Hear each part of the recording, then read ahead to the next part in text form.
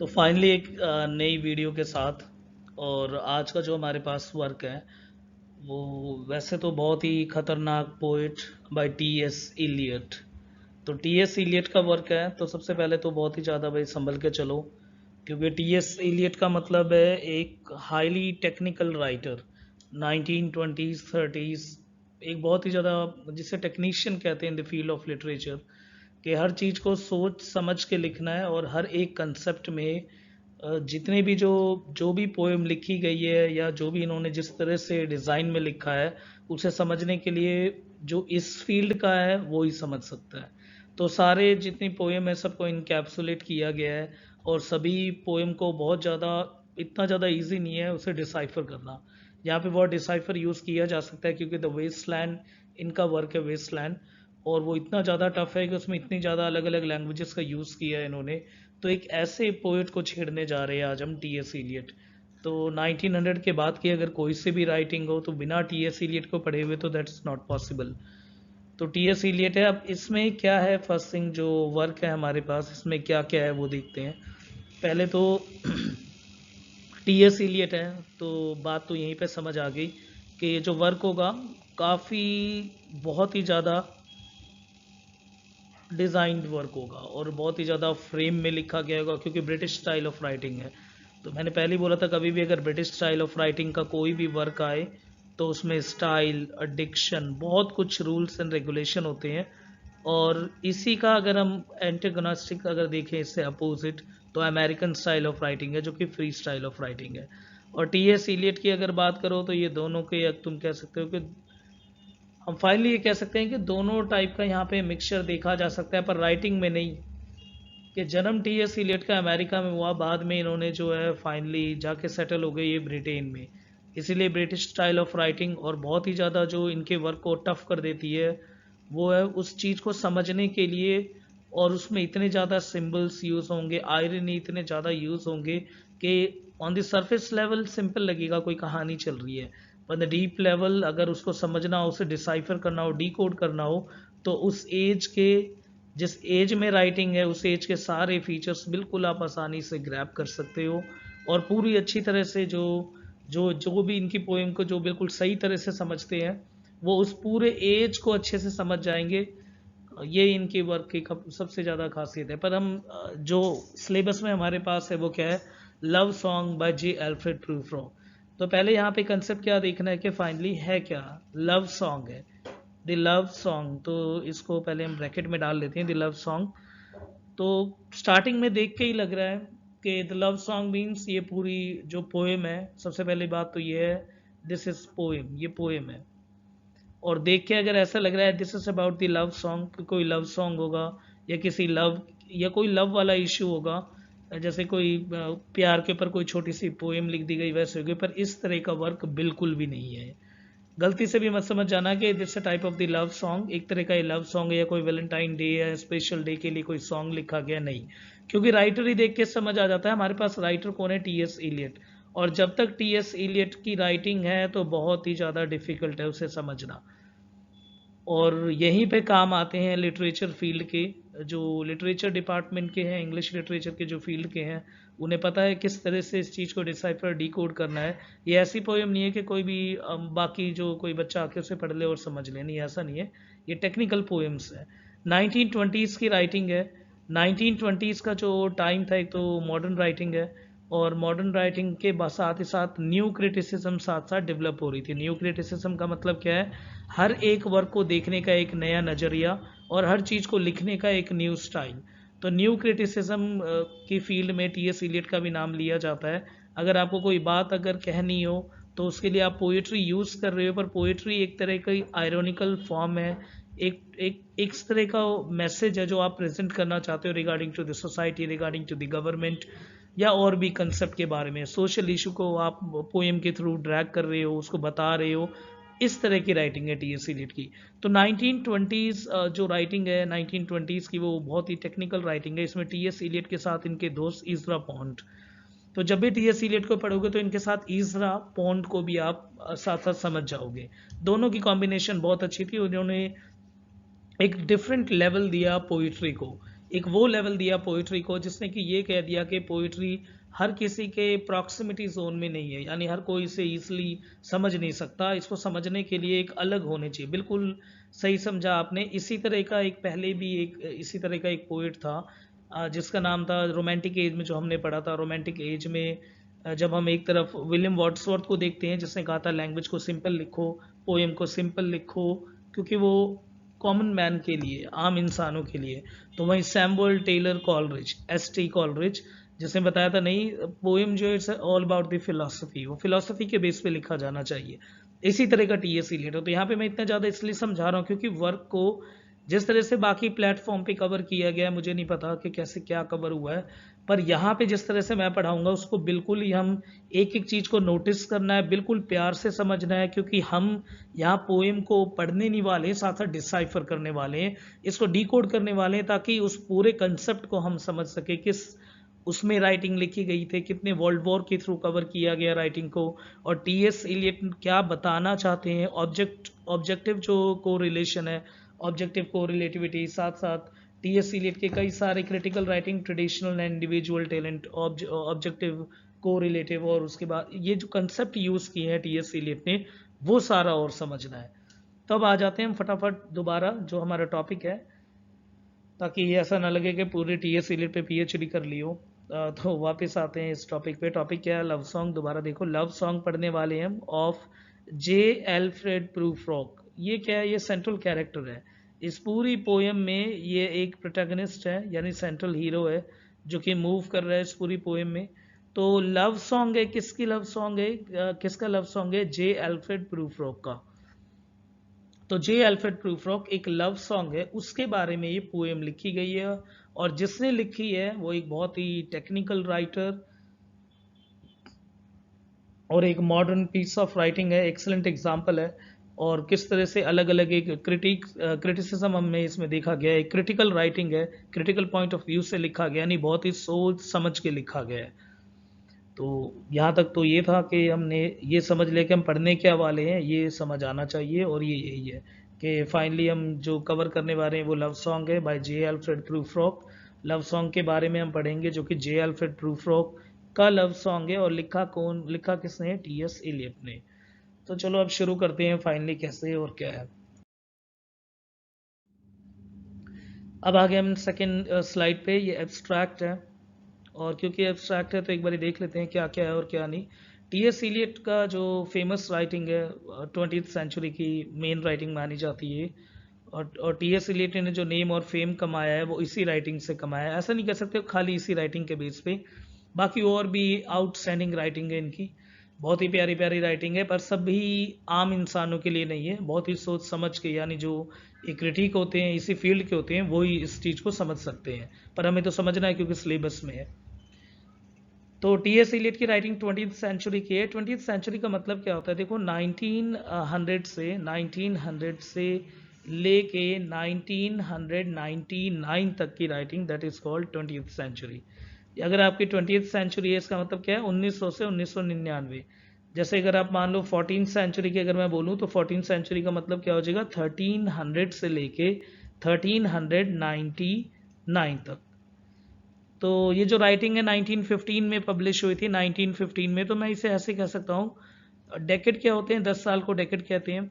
तो ये क्या होगा कि second decade of the 20th century.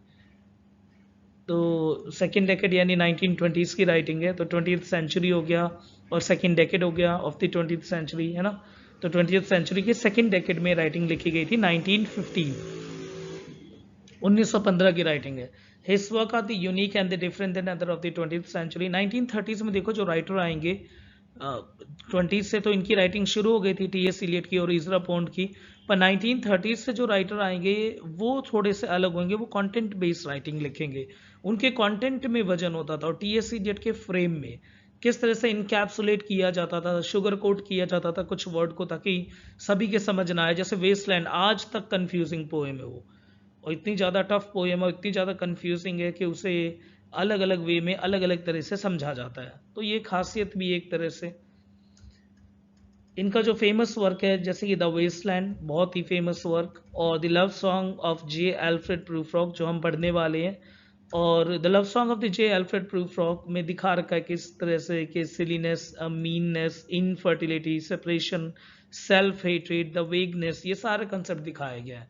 जब मैं पोएम करवाऊंगा वो आपको वैसे भी समझ आ जाएगा।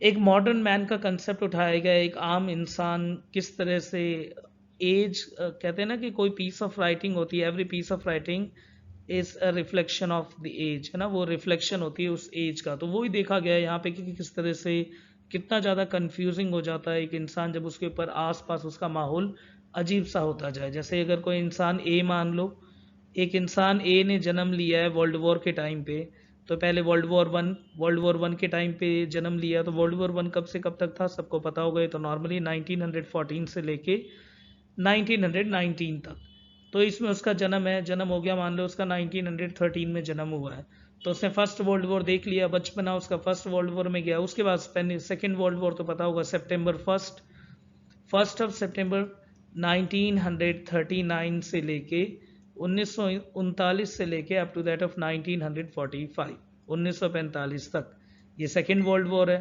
फर्स्ट वर्ल्ड वॉर ये रहा, सेकेंड वर्ल्ड वॉर ये रहा, दोनों वॉर के बीच में एक और वॉर चल रहा है, स्पेनिश वॉर, स्पेनिश फ्लू सुना होगा, तो वो स्पेनिश वॉर, बीच में एक और वॉर है। स्पेनिश वॉर के बाद फिर तीसरा 45 के बाद 1960 से कोल्ड वॉर, तो वॉर ही वॉर चल रही है। तो ऐसा इंसान अगर 1912 और 13 में अगर जो जन्म लेता है, या 1905 या 8 इस टाइम पे, यानी beginning of the 20th century में जो जन्म लेता है, तो उस वो मरेगा बेशक 1900 जो भी है 70 या 72 75 तक ऐसे मरेगा, 1972 75 तक। ऐसे इंसान ने सिर्फ अपनी लाइफ में वर्ल्ड वॉर देखा है, सब कुछ देखा है, समाज को ऐसे पलटते हुए देखा है और समाज की ऐसी हालत देखी है, तो वो सिंपल राइटिंग कभी लिख ही नहीं पाएगा। तो उसकी राइटिंग का मतलब ये नहीं है वो लव सॉन्ग लिख रहा है या कोई ऐसे फालतू की चीज़ें लिख रहा है, नहीं। यहाँ पे मतलब क्या है, कंसेप्ट बताया जा रहा है कि सेंट्रल कैरेक्टर आसपास के माहौल की वजह से वो सेंट्रल कैरेक्टर में कितना बदलाव आता है, that is called the modern man. इसी को नाम दिया गया द मॉडर्न मैन।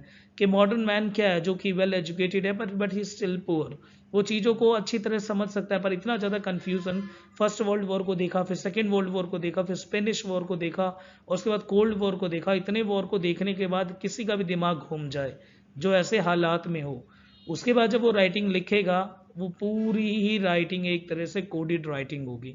तो टी.एस. इलियट को इसीलिए कहा जाता है technical writer, the technician of the age. ठीक है, जैसे कहते हैं beginning of the 20th century का टेक्नीशियन है, तो ये टेक्निकल है, पोएम ही टेक्निकल है, यानी बिल्कुल इसको परफेक्ट जो है स्टूडेंट समझेंगे, परफेक्ट ट्यूटर ही इसे पढ़ाएंगे। इस तरह की राइटिंग है, और बाकी काफ़ी कन्फ्यूज़न है इसमें। मॉडर्न मैन कितना ज़्यादा आजकल कन्फ्यूज़ है, और उस टाइम की राइटिंग है, 19 मैंने बोला कि 15 की राइटिंग है, फर्स्ट वर्ल्ड वॉर के टाइम की राइटिंग है। तो कितना ज़्यादा कन्फ्यूज़न था सब कुछ, कितना ज़्यादा कन्फ्यूजिंग माइंड है, उसको इसमें कहीं ना कहीं दिखाया गया है। इंट्रोडक्शन पे देखते हैं फाइनली कि इंट्रोडक्शन में क्या क्या है। स्लाइड में देखो सिर्फ कंटेंट डाल रखा है मैंने, बाकी जो मैं समझा रहा हूँ उस पर ज़्यादा आपको ध्यान देना है, और बाकी आप वीडियो अलग अलग जगह से कंपेयर करके देख ही सकते हो, इतना तो पता ही है आपको कि कहाँ पे कौन सा मटेरियल कितना अच्छा है। अगर अच्छा लग रहा है मटेरियल तो वीडियो को शेयर कर देना ताकि ये चैनल थोड़ा ऊपर आ जाए। तो फाइनली जो इंट्रोडक्शन है, तो इंट्रोडक्शन में आप देखो क्या क्या है। फाइनली देखो इसमें टी.एस. इलियट का जन्म 1888 सभी 8 है, ये कोई नहीं पूछने वाला। ही वन दी नोबेल प्राइज़, ये थोड़ा सा याद रख लेना क्योंकि टी.एस. इलियट की राइटिंग इतनी कोडिफाइड राइटिंग है, तो नोबेल प्राइज़ तो मिलना बनता ही है, 1948। इसी तरह से हमारे उसमें फील्ड में, यानी हमारे इंडिया में जिसको सबसे पहले नोबेल प्राइज़ मिला है वो कौन है, ये भी पता होना चाहिए, रविंद्रनाथ टैगोर। ठीक है, गीतांजलि के वर्क की वजह से मिला था, तो ये भी हल्का सा पता होना चाहिए, 1912। ठीक है, तो रविंद्रनाथ टैगोर को मिला। His masterpiece is the love song of J Alfred Prufrock, ये मास्टरपीस राइटिंग है इनकी, जिसको 1915 में पब्लिश किया गया, ये भी बता दिया था मैंने फर्स्ट स्लाइड में ही। The love song of J Alfred Prufrock, one of the significant and the prominent poem, ये तो हर कोई लिखता ही है, सिग्निफिकेंट पोएम है, मैं तो ये कहूँगा बहुत ही कोडिफाइड राइटिंग है। The poem present the isolation दिखा रखा है। देखो एक मॉडर्न इंसान आज किसी को भी देखो, नॉर्मली देख सकते हो तो 20th सेंचुरी या 21st सेंचुरी कि किस तरह से वो लोग हैं, बहुत ही ज़्यादा कंफ्यूजिंग है आजकल के लोग, बहुत ज़्यादा कंफ्यूजिंग। और एक टाइम पे लगता है कि हमारा दिमाग, हम कभी प्रेजेंट में जीते ही नहीं है, हमेशा हमारा दिमाग क्या होता है, अलग अलग चीज़ को लेके हम प्लान करते रहते हैं, और वो ही मटेरियलिस्टिक माइंड है, मनी मेकिंग माइंड है। तो इस तरह का बहुत ही ज़्यादा डिसइंटीग्रेटिव कंसेप्ट है, कन्फ्यूज़न बहुत ज़्यादा है मॉडर्न मैन को। तो एक मॉडर्न मैन को प्रेजेंट किया गया है इस राइटिंग में। तो इस चीज़ को आप पेपर में लिख के आ सकते हो, it's about the modern man in society. तो इसमें क्या और क्या क्या वर्क में है कि देखो उस टाइम पे इंडस्ट्रियलाइजेशन का, इंडस्ट्रियलाइजेशन की अगर हम बात करते हैं तो 1750 से लेके अगर 1850 और 1850 से 1850 भी कह सकते हो, 1880 भी कह सकते हो। तो 1750 या 1760, यानी 1750 को मैं क्या कहूँगा, मिड ऑफ 18th सेंचुरी, यानी 18वीं शताब्दी के बिल्कुल बीच से शुरुआत हुई थी और ये कहाँ तक चली थी, up to that of 19th century. 19th century तक इंडस्ट्रियलाइजेशन का फेज रहा। इंडस्ट्रियलाइजेशन का मतलब क्या है, इंडस्ट्रीज बनाओ, बहुत ज़्यादा इन्वेंशंस हुए, अलग अलग तरह के वो आए है ना, स्टीम इंजन वगैरह वगैरह बहुत कुछ आए। इंग्लैंड ने 25,000 इन्वेंशंस किए। फिर डार्विन थ्योरी आ गई 1859 में, द सर्वाइवल, है ना, वो पढ़ ही रखा होगा। तो इतना ज़्यादा कुछ आया कि इंडस्ट्रियलाइजेशन ने इतना ज़्यादा करा जिसका इम्पैक्ट अब देखा गया। अब कहोगे इंडस्ट्रियलाइजेशन का है क्या यहाँ पे फैक्ट, खुद सोचो कि 40-50 साल पहले इतने सारे इन्वेंशंस हुए और इतने ज़्यादा हैवी इंडस्ट्रीज जैसे कि आयरन स्टील ये सब आ गए, और ऐसे ऐसे बंदूक बनने लग गई, इतने ज़्यादा जैसे कि न्यूक्लियर वेपन्स बने। अब बंदूक इकट्ठे होते जा रहे हैं, न्यूक्लियर वेपन्स इकट्ठे होते जा रहे हैं, तो सबको पता है 50-60 साल बाद उनका यूज़ होगा, जो हुआ देखने को मिला सभी को। तो इंडस्ट्रियलाइजेशन की इतनी डेवलपमेंट, कोर डेवलपमेंट की वजह से ही आगे जाके कैटेस्ट्रॉफिक कंडीशन हो गई, यानी हालात ऐसे हो गए कि वर्ल्ड वॉर 1 हो गया, वर्ल्ड वॉर 2 हो गया, स्पेनिश वॉर, ऐसे ऐसे कंडीशन देखने को मिले। और कोल्ड वॉर के टाइम पे भी कहीं ना कहीं जैसे हम पढ़ते हैं बाईपोलर नेशन, एक तरफ यूएसएसआर, एक तरफ अमेरिका, किस तरफ से दोनों अपने आप को ऊपर उठा रहे थे। तो यहाँ पे आपकी थोड़ी हिस्टोरिकल ग्राउंड भी अच्छा होना चाहिए और थोड़ा एसेंस आपका अच्छा होना चाहिए ताकि समझ आ सके।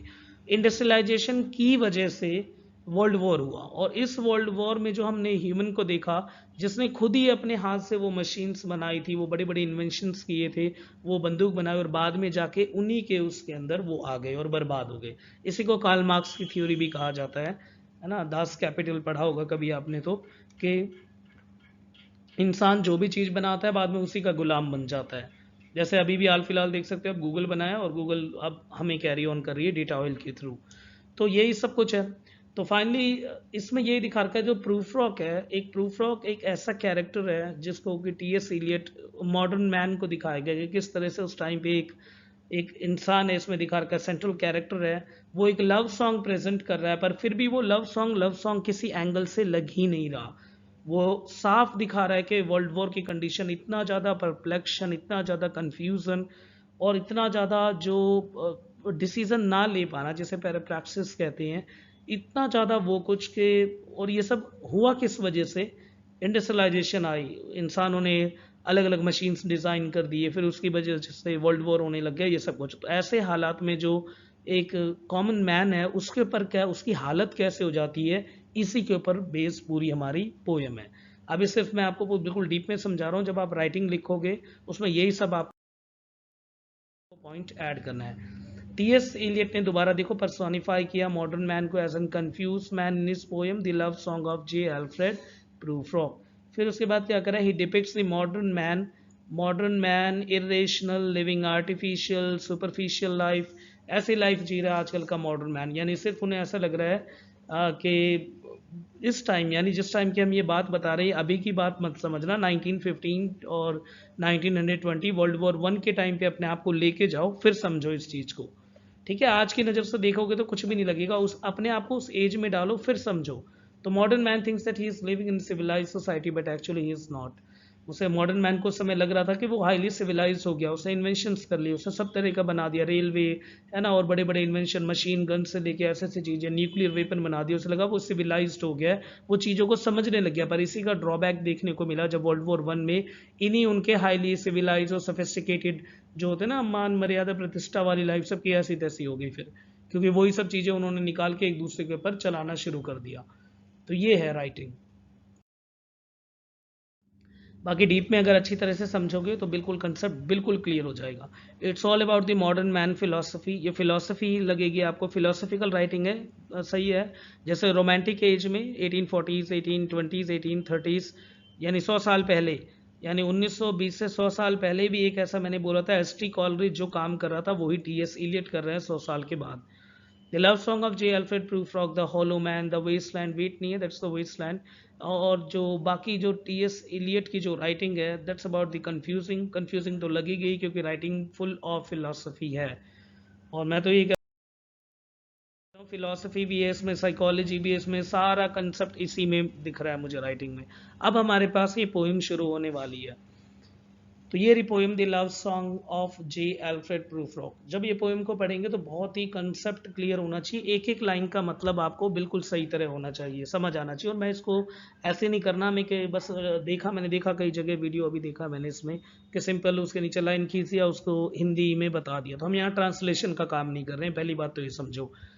ट्रांसलेशन एक अक्षर ही गंदा है, और ट्रांसलेशन का मतलब ही क्या होता है कि आप उस चीज़ का एक गलत मतलब निकाल रहे हो। तो हमें यहाँ पे ट्रांसलेट नहीं करना, हमें इसको मीनिंग को समझना है और साथ ही साथ अप्लाई करना है ना, प्रैग्मेटिक का सेंस होना चाहिए। और एक तरह एप्लीकेटिव वे से इस पोएम को समझना है, क्योंकि हम इसे डिसाइफर करने जा रहे हैं और ये कोडेड राइटिंग है। तो इसमें यहाँ पे लगेगा एक टेक्निकल पॉइंट ऑफ व्यू, एक टेक्निकल माइंड लगेगा ताकि हम इसे डिसाइफर और डिकोड कर सके।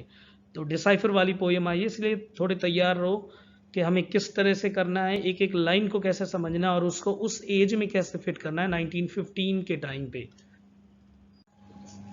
तो ये लव सॉन्ग देख रहे हो, इसमें the love song of J Alfred Prufrock. अभी जो स्टार्टिंग में मैंने जैसे बताया आपको, उसका असर यहाँ पे देखने को साफ दिख रहा होगा और मिल भी रहा होगा फाइनली। तो स्टार्टिंग की वो लाइन देखो, मेरे को भी नहीं आती भाई ये समझ, और तुम भी देख सकते हो इसे, पर क्योंकि अक्षर को देखो क्या है, सीओ के दे से शेमिया रिपोस्ताफो से या परसोनी शेमा तन सोया अलमुंडो। ठीक है, अब ये समझ रहे होगे कि क्या मतलब है इसका, कुछ समझ नहीं आ रहा क्योंकि ये इटालियन है।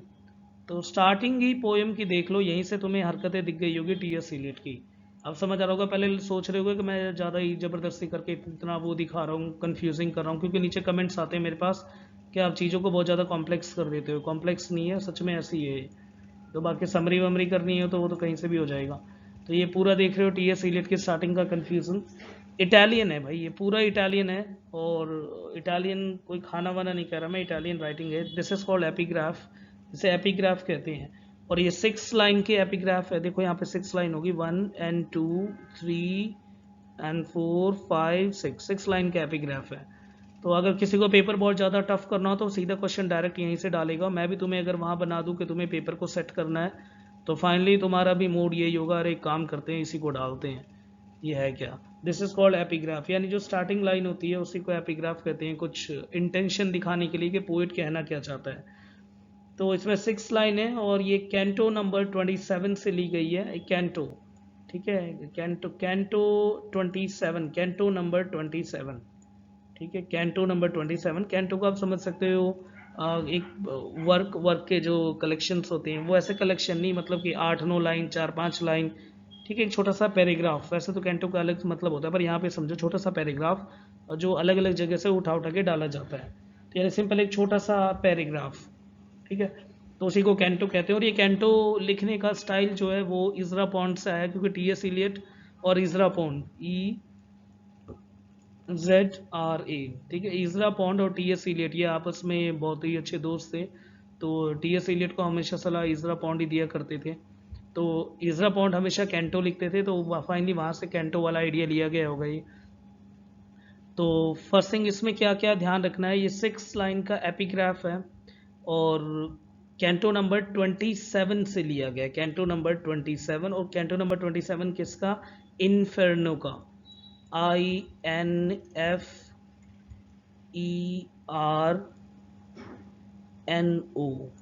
इन्फेर्नो। अब इन्फेर्नो क्या है, इन्फेर्नो एक जो रेनेसा, ठीक है, जैसे रेनेसांस भी कहते हैं। तो रेनेसा इटालियन पोइट है, एक इटालियन पोइट है। इस इटालियन पोइट का नाम अगर सुना होगा, काफ़ी फेमस है, दांते। दांत मत कर लेना, दांते। अभी एंड में मैं सब कुछ सेट करवा दूंगा। तो दांते जो कि रेनेसा का मतलब क्या होता है, रिवाइवल, रीबर्थ, एक नई सोच में लिखना। तो इटली से ही रेनेसा का जन्म हुआ था, एक नई सोच से किसी चीज़ को समझना और लिखना। वैसे तो कंसेप्ट बहुत बड़ा है रेनेसा, एक स्लाइड लेके आऊँगा, एक नई वीडियो लेके आऊँगा रेनेसा के लिए, उसमें समझ आएगा। यहाँ पे हमें तो सिर्फ पोइम समझना है, पोइम को समझो। स्टार्टिंग के 6 लाइन ही कितनी ज़्यादा कंफ्यूजिंग है। दांते एक इटालियन पोइट है, रेनेसा इटालियन पोइट। उसने इन्फर्नो, इन्फर्नो उसके वर्क का नाम है, इन्फर्नो, इन्फर्नो वर्क का नाम है। उसमें से कैंटो नंबर 27, उस कैंटो नंबर 27 में से 6 लाइन उठाई गई है जो कि एपिग्राफ फॉर्म कर रही है love song of J Alfred Prufrock का। दोबारा से सुनो, जो ये जो दांते है वो इटालियन रेनेसा पोइट है। इसने एक वर्क लिखा इन्फेर्नो। इस इन्फेर्नो में के वर्क में से कैंटो नंबर 27 की 6 लाइन जो है वो एपिग्राफ बन गई है love song of J Alfred Prufrock की। ठीक है, यहाँ तक समझ आ गया होगा। और जो इन्फेर्नो क्या है, अब इन्फेर्नो को समझो, इसका मतलब फाइनली है और क्या नहीं है। इन्फेर्नो एक तरह का एक अलग से एक वर्क है। इस वर्क में, इन्फेर्नो में, ध्यान से समझना इस वर्क को, कि ये एक पूरी कहानी है। इसमें एक इन्फेर्नो में जो मैं वर्क बता रहा हूँ, हल्का सा बस दिमाग में ध्यान रखना। इसमें एक गाय दिखा रखा है, गाय यानी जो मेन सेंट्रल हीरो है। इन्फेर्नो की बात कर रहा हूँ मैं, लव सॉन्ग की नहीं कर रहा, इन्फेर्नो की। इसमें जो गाय है उसका नाम है दांते, यानी वही राइटर, जो कि बहुत ही ज़्यादा मेस्ड हो गया था लाइफ से, वो बहुत ज़्यादा कंफ्यूज हो गया था लाइफ से, उसे कुछ समझ नहीं आ रहा था क्या करना है और क्या नहीं करना। तब स्वर्ग से कुछ जो है उनको भेजा जाता है मदद के लिए, कुछ को नहीं, एक को भेजा जाता है मदद के लिए। भगवान किसी को तैयार करते हैं ताकि जाके दांते की हेल्प करो, और उसे बचाना है किससे, पाप से और बुरी चीज़ों से धरती पे। यानी धरती पे बहुत सारा पाप और बुरी चीज़ें, वो इतना ज़्यादा कंफ्यूज हो गया दांते कि उसे कुछ नहीं समझ आ रहा। तब भगवान ने ऊपर से एक पोएट को भेजा जिसका नाम क्या था, वर्जिल।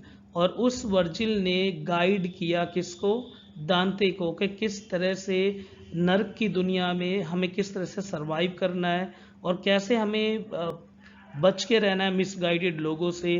और उसी जो नर्क को ही क्या कहते हैं, इन्फर्नो। देखो इटालियन भाषा में नर्क को इन्फर्नो कहते हैं, तो वर्क का नाम क्या है, इन्फर्नो। तो और इन्फर्नो के अंदर क्या होगा, बुरी बुरी चीज़ें होंगी, सब कुछ बुरा होगा, है ना। जैसे कि ये वही है पेंडिमोनियम, जिस तरह का हमने उस वर्क में देखा था। ठीक है, मिल्टन के वर्क में पैराडाइज लॉस्ट में पेंडिमोनियम बोला गया है वहाँ पे, कि हेल को, ऐसी हेल को इटली की भाषा में, इटालियन की उसमें, तो इटालियन लैंग्वेज में हेल को कहते हैं ये जो इन्फेर्नो। तो इन्फेर्नो में दिखाया गया कि जिस तरह से इन्फेर्नो वर्क है, और मैंने बोला था इन्फेर्नो वर्क का कैंटो नंबर 27, कैंटो नंबर 27 से 6 लाइन को उठा के एपिग्राफ में डाल दिया गया love song of J Alfred प्रूफ्रोको के वर्क में। और इसमें जो राइटर है, जो पोएट है, सॉरी, जो पोएट है वो, उसी का नाम दांते है। उसे ये बताया कि खुद को ही उसने दिखाया उसमें कि किस तरह से मैं कंफ्यूज हो गया था, मुझे कुछ समझ नहीं आ रहा था। तब ऊपर से किसको भेजा गया, वर्जिल को। उससे मुझे गाइड किया इस हेल में, इस नर्क वाली दुनिया में उसने मुझे गाइड किया कि कैसे क्या करना है, मेरी कंफ्यूजन को दूर किया उसने। तो अब दिस अगेन, इसने यहाँ पे पूरा प्लॉट ग्राउंड सेट कर दिया, हमारे पास पूरी प्लॉटिंग कर दी है love song of J Alfred Prufrock की। देखो सबसे पहली बात तो एक चीज़ ये ध्यान रखो, एपिग्राफ लिखते क्यों हैं। जब किसी एपिग्राफ को लिखते हैं, इसका मतलब क्या होता है, राइटर अपने इंटेंशन या पोएट अपने इंटेंशन को दिखाना चाहता है कि उसने पोएम में क्या लिखा है। तो यानी साफ समझ जाओ उसने अपनी पोएम में क्या लिखा है। एपिग्राफ के थ्रू ही हम समझ सकते हैं पोएम में क्या लिखा दिखाया गया है, कि एक मॉडर्न मैन दिखाया गया और बहुत ही ज़्यादा कंफ्यूज है वो, ठीक उसी तरह से जैसे एपिग्राफ में दांते कंफ्यूज है। और दांते की हेल्प के लिए कौन, किसको भेजा गया था, पोएट को भेजा गया था, वर्जिल को।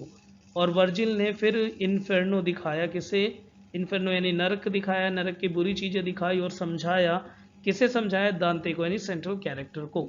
तो यानी जो पोएम में हम पढ़ने वाले हैं वो बहुत ही ज़्यादा कंफ्यूजिंग है। उसमें दिखाया गया सेंट्रल कैरेक्टर जो है, यानी जो मॉडर्न मैन है, यानी जे अल्फ्रेड प्रूफ्रोक जो है, जो प्रोटैगनिस्ट है, वो बहुत ही ज़्यादा कंफ्यूज है इस पूरी पोएम में, उसे क्या करना चाहिए और क्या नहीं करना चाहिए। तो देखो ये सिर्फ अभी ये 6 लाइन की बात हुई। बाकी मैंने कई बार आपको अभी भी बताया कि हर जगह मैंने वीडियो देखा, जब भी मैं इस वीडियो को लेके आया हूँ, मैंने देखा उसमें कि हर जगह अवॉइड किया गया एपिग्राफ को, एपिग्राफ दिखा ही नहीं रखा। इसीलिए कह रहा हूँ इस चैनल पे बने रहो भाई, सही लाइफ बन जाएगी तुम्हारी, है ना। मैं काफ़ी हर चीज़ एक एक चीज़ कवर करके चल रहा हूँ, बाकी से ऊपर उठा के ले आओ एकदम से। चलो अब शुरू करते हैं। शुरू तो वैसे हमने कर ही दिया, अब शुरू करते हैं जैसे कि बाकी ने शुरू किया था वैसे ही, पर उनसे बिल्कुल हट के। तो शुरुआत होती है यहाँ से, फाइनली फर्स्ट लाइन, जो मैं कंसेप्ट बोलता जाऊँगा वो समझते जाना। Let's go then you and I, चलो चलते हैं तुम और मैं। पहली लाइन देख लो, let us go then you and I. Let us go then you and I का मतलब क्या है, चलो चलते हैं तुम और मैं। साफ लग रहा है कि ये जो पीस ऑफ राइटिंग है इसमें तुम्हें बुलाया जा रहा है। इस तरह की राइटिंग को एक स्पेशल कहा जाता है, that is called dramatic monologue. समझ लो पूरी अच्छी तरह से कंसेप्ट को। यही तो खासियत है, ये चीज़ सिर्फ हम समझ सकते हैं, इंग्लिश लिटरेचर वाले बच्चे, तभी तो ये कोर्स है। और ये जार्गन है हमारी भाषा की, तो ये सिर्फ कुछ फील्ड वाले बच्चे ही इसको समझ सकते हैं। तो यही है ड्रामेटिक मोनोलॉग। ड्रामेटिक मोनोलॉग का मतलब क्या है, वो आएगा, सॉरी वो कॉल आ गई थी इसलिए। ठीक है, तो फाइनली तो पहली जो लाइन है, let's go then you and I, इसका मतलब ड्रामेटिक मोनोलॉग है। साफ लग रहा है कि जो सेंट्रल कैरेक्टर है, यानी love love song by J Alfred Prufrock जो है, of J Alfred Prufrock, sorry, जो जे एल्फ्रेड प्रूफ्रॉक है वो हमारे साथ जुड़ना चाहता है। ऐसा लग रहा है कि वो उसने हमें एक साथी समझ रखा है और वो हमें बता रहा है कि ऐसा हो गया फिर ऐसा हो गया, चलो यार चलते हैं। वो कहानी के थ्रू, इस पेज के थ्रू, कहानी के थ्रू हमें समझा रहा है कि क्या है और क्या नहीं है। तो इसी को ड्रामेटिक मोनोलॉग कहते हैं। अगर पेपर में डायरेक्टली क्वेश्चन आ गया, the love song of J Alfred Prufrock is an example of the dramatic monologue, तो लिख देना it's a part of the dramatic monologue. Drama के फॉर्म में लिखी गई है, साफ लग रहा है कि ड्रामा है, ड्रामेटाइज किया गया है कंसेप्ट को। और मोनोलॉग का मतलब क्या है कि देखो, डायलॉग का मतलब दो लोगों के बीच में, मोनोलॉग का मतलब वो बोल रहा है और हमें समझा रहा है। तो ये मोनोलॉग है, यानी यहाँ पे सिर्फ वो ही बोल रहा है, हम उसे कुछ नहीं बोल पा रहे, सिर्फ वही वही बोल रहा है। और इसे ड्रामेटाइज किया गया, एक ड्रामा का कंसेप्ट डाला गया और हम उसे सुन रहे हैं। This is called dramatic monologue. उसके बाद देखो next line, when the evening is spread out against the sky. चलो चलते हैं, तुम और मैं चलते हैं, उस टाइम चलेंगे जब भाई शाम का समय हो। दिन में नहीं जाना, शाम को चलेंगे। ये एक तरह से डार्कनेस दिखा रहा है उस टाइम और उस एज की। तो 1915 की राइटिंग है, वर्ल्ड वॉर की राइटिंग है। तो उस टाइम की जो राइटिंग है, और जिस तरह के कहते हैं ना कि जैसे कि इसी को कहते हैं, देखो, ऑब्जेक्टिव कोरिलेटिव। ये ही ऑब्जेक्टिव कोरिलेटिव, ऑब्जेक्टिव कोरिलेटिव जो है, ये जो टर्म है, इसको टी.एस. इलियट ही लेके आए थे। इनका मानना ये था कि जब राइटिंग कोई लिख रहे होते हैं तो बैकग्राउंड जो है वो अच्छी तरह से डिफाइन कर देता है सामने के सीन को। जैसे मान लो पीछे काफ़ी सारा फूल दिखा दिया मैंने, एक लड़का और लड़की दिखा दिया आगे, तो सबको पता चलेगा the scene is about the romance of the love. अब पीछे दो लाशें गिरा दी मैंने, ऐसे लाशें गिरी हुई है और खून ही खून पीछे टपक रहा है। अब वही दो लड़के हैं, एक लड़का और, सॉरी, वही एक लड़का और एक लड़की वही है। तो साफ लगेगा इनमें से एक दूसरे को, इनमें से कोई मार देगा या ये खूनी है। पर तो इसका मतलब क्या है, मीनिंग कहाँ से आया, मीनिंग बैकग्राउंड से आया। ऑब्जेक्ट को जो है ऑडियंस और स्पेक्टेटर और रीडर हमेशा उस चीज को रिलेट करती है बैकग्राउंड से, इसी को कहते हैं ऑब्जेक्टिव को रिलेटिविटी। तो यहाँ पे देखो, the evening is spread out against the sky, यहाँ पे ऑब्जेक्टिव को रिलेटिविटी को देखा गया है कि किस तरह से शाम का समय उठाया है और प्रूफ रॉक शाम को लेके चल रहा है हमें नहीं कह रहा कभी दिन में चलो, शाम को चलते हैं। Like a patient etherised upon a table, ये देखो पेशेंट ईथराइज, बहुत प्यारा है ना ये कंसेप्ट। यहाँ से क्वेश्चन आता है, तो पेशेंट ईथराइज का मतलब क्या हो, ईथराइज का मतलब जैसे कि बेहोशी का इंजेक्शन दे देते हैं पेशेंट को जब ज़्यादा दर्द अगर उन्हें फील हो रहा हो, या फिर उसको ट्रैंकुलाइजर जिसे कहते हैं कि पेन को कम करने के लिए। तो वही कह रहे हैं, एक टेबल है, टेबल के ऊपर पेशेंट को जैसे ईथराइज किया जाता है। वर्ल्ड वॉर वन का एक्सलेंट एग्जाम्पल, पिक्टोग्राफिक सीन दिखाया गया है कि वर्ल्ड वॉर वन के टाइम पे भी ऐसा ही होता था, जैसे कि जब पेशेंट की गोली वोली या कुछ भी लग जाए, बहुत बुरी हालत हो जाए, ऐसे टाइम पे उनको क्या इथराइज कर दिया जाता था। इथराइज का मतलब क्या है, उनके जैसे सिरिंज लगा दिया और उनके पेन को रिड्यूस किया जाता था। तो पेशेंट इथराइज अपॉन ए टेबल, ऐसी हालत हो रखी है किसकी, प्रूफ रॉक की। प्रूफ रॉक कह रहा है, दोबारा से 3 लाइन को अगर हम समझते हैं, चलो तुम और मैं चलते हैं जब शाम हो और हमारी हालत ऐसे हो रखी है जैसे कि पेशेंट को इथराइज कर जाता है, दर्द इतना ज़्यादा उसके अंदर है कि उसके दर्द को इथराइज करना पड़ेगा, रिड्यूस करना पड़ेगा। तो वैसे सरफेस लेवल पे मीनिंग अलग है, डीप मीनिंग अलग है। ठीक है, डीप मीनिंग में आपको यही समझना है कि कौन सा फ्रेम जो है कहाँ पे हमें स्लॉट डाउन करना है, कहाँ पे किस कंसेप्ट को दिखाना है। जैसे पहला ड्रामेटिक मोनोलॉग, सेकंड ऑब्जेक्टिव को रिलेटिविटी, थर्ड वर्ल्ड वॉर का इंपैक्ट दिखाया गया, पेशेंट ईथराइज्ड हो रखा on table. Let's go through this certain half deserted street, चलो उस रास्ते पे चलते हैं जहाँ पे आधे लोग ने छोड़ दिया जाना, यानी एक ऐसे एरिया में जाएंगे जहाँ पे बहुत कम लोग जाते हैं। द मटरिंग रिट्रीट, जहाँ पे काफ़ी सारे जो हैं वो लोग बड़बड़ा रहे हैं, काफ़ी कुछ शोर उठ रखा है, मन के अंदर बड़बड़ाना, इस तरह से लोग बड़बड़ा रहे हैं। Of restless night in the one night cheap hotel, हम जहाँ पे जो है रात जो एक चीप होटल में बिताना पड़ेगा, एक सस्ते होटल में जो है रात को स्पेंड करेंगे। And sawdust restaurant with the oyster shell, और जो रेस्टोरेंट है वो कैसा होगा, उसके ऊपर वो नारियल वारियल के वो देखे होंगे आपने ऑयस्टर के शेल, एक कुटिया से टाइप का जो है वैसा क्या होगा, वो पूरा एक रेस्टोरेंट होगा। तो रेस्टोरेंट ऐसा दिखा रखा। तो इस लाइन का मतलब समझो, ये जो 3-4 लाइन है इसका मतलब दिखा रखा कि किस तरह से उस टाइम पे कितनी हालत जो है वो बेकार हो रखी थी। यानी गलियां, उन गलियों में आधे लोगों ने जाना छोड़ दिया, जो लोग हैं वो एक चीप होटल में बिता रहे थे ऐसे टाइम पे, और रेस्टोरेंट में जा रहे थे। और वो रेस्टोरेंट कैसा है, हाई फाई नहीं है, बिल्कुल ही डी ग्रेड क्वालिटी का। ऐसे उसमें जो है वो कौन लेके चल रहा है, हमें प्रूफ्रॉक लेके चल रहा है, चलो ऐसे जगह पे चलते हैं। ये पूरे विक्टोरियन एज का इम्पैक्ट दिखाएगा। देखो क्वीन विक्टोरिया जब बैठी थी गद्दी पे, क्वीन विक्टोरिया का टाइम पीरियड चलता है 1901 तक। अगर राइटिंग 1915 की है और टी.एस. इलियट का जन्म 1888 में हुआ है, तो टी.एस. इलियट ने लिखना शुरू कर दिया होगा 1888 के बाद। मतलब कि अगर जन्म हुआ 1888 में, तो 1890s में या 1894-95 के आसपास लिखना शुरू कर दिया होगा। क्वीन विक्टोरिया के टाइम पे जन्म लिया है इसने, टी.एस. इलियट ने। और क्वीन विक्टोरिया के टाइम पे आप सबको पता है विक्टोरियन एज में ही डार्विन थ्योरी आई थी, the survival for the fittest. इसके बाद आपने देखा होगा किस तरह से ये बोल दिया था डार्विन ने कि हम सब जानवर बन गए हैं, यानी हम सब जानवर हैं और हम कोई भगवान की शक्ल वकल नहीं है, भगवान का कोई कनेक्शन नहीं, जैसे बाकी जानवर है वैसे हम हैं। तो जो सर्वाइव कर गया उसमें बेस्ट सर्वाइव जो कर गया वो इंसान कर गया। यहीं से फिर शुरुआत होगी प्रोस्टिट्यूशन की, यानी लड़कियों ने भी समझ लिया कि ठीक है, हम भगवान का कुछ नहीं होता, धंधा करो, और कोठे खुल गए। ठीक है, तो प्रोस्टिट्यूट बन गई लड़कियां, और उसके बाद धंधा पानी वो शुरू हो गया, पैसे लेना शुरू हो गया। तो इस तरह से ये जो है वो इम्पैक्ट आ गया। तो विक्टोरियन एज ने प्रोस्टिट्यूशन को जन्म दिया, और इतना ज़्यादा प्रोस्टिट्यूशन उसमें आ गया कि नॉवेल की हेडिंग में भी कई सारी नॉवेल है, जैसे जी.बी. शॉ की राइटिंग है मिसेस वेरेंस प्रोफेशन, और प्रोफेशन क्या है, टाइटल पे लिख रखा है मिसेस वेरेन प्रोफेशन, प्रोफेशन क्या है, वो प्रोस्टिट्यूट है। तो इस तरह से प्रोस्टिट्यूशन एक आम गेम बन चुका था, और इसी का इम्पैक्ट देखा गया। फिर वर्ल्ड वॉर शुरू हो गया। तो ये देखो, ये जो लाइन लिख रखी है, आधे रास्ते पे जहाँ कोई ना जाता हो वहाँ चलेंगे, ये लाइन, ये रास्ता कहाँ लेके जा रही है, प्रोस्टिट्यूशन की तरफ। यानी वो प्रोस्टिट्यूशन की तरफ नहीं, कि मतलब वर्ल्ड वॉर के टाइम पे कुछ ऐसी गलियां थी जहाँ पे लोग जो काफ़ी ज़्यादा जब स्ट्रेस हो जाता था तो अपने दिमाग को रिलैक्स करने के लिए वो वहाँ जाया करते थे। समझते हो कि वैसी लड़कियों के पास जाया करते थे, और मटरिंग रिट्रीट्स वो उन्हें बुलाती थी, आ जाओ, और वहाँ पे वो रात जो है रेस्टलेस नाइट निकालते थे। वो रात को नींद नहीं आती थी, वहीं जाके ये काम चल रहा है, मसाज वसाज ये सब कुछ। And the sawdust restaurant with the oyster shell, और वो ऊपर वो जो कुटिया है, छोटे छोटे से कुटिया थी, उसके अंदर ये सब काम होते थे। And seat that follows like a tedious argument of insidious intent to lead you an overwhelming question.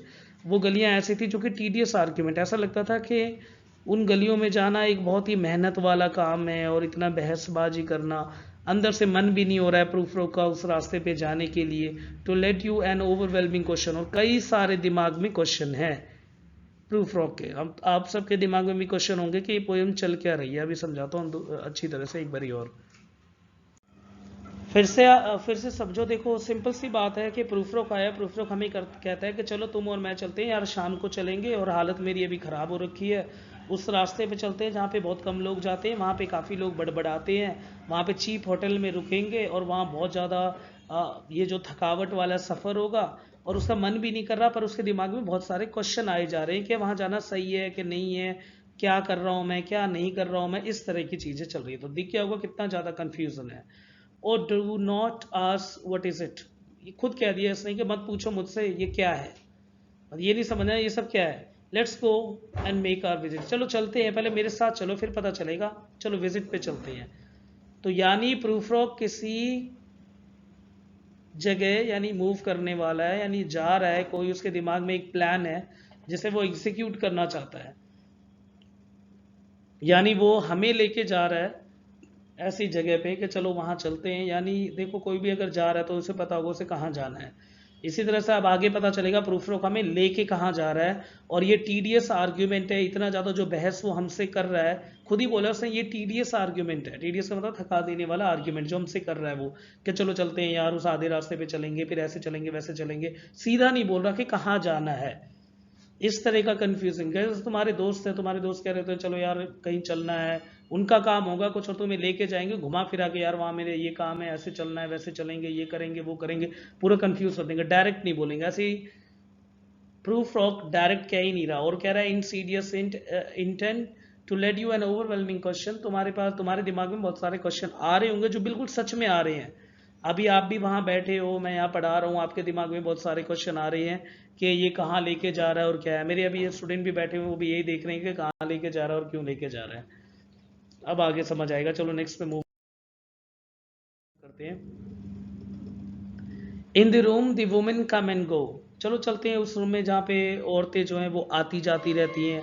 Talking of Michael Angelo, ठीक है, जहाँ पे वो किसके बारे में बात कर रही है, माइकल एंजलो के बारे में बात कर रही है। अब ये माइकल एंजलो क्या है और इसके ऊपर क्या है कंसेप्ट, देखो मैंने नीचे यहाँ पे डाल दिया माइकल एंजलो के बारे में।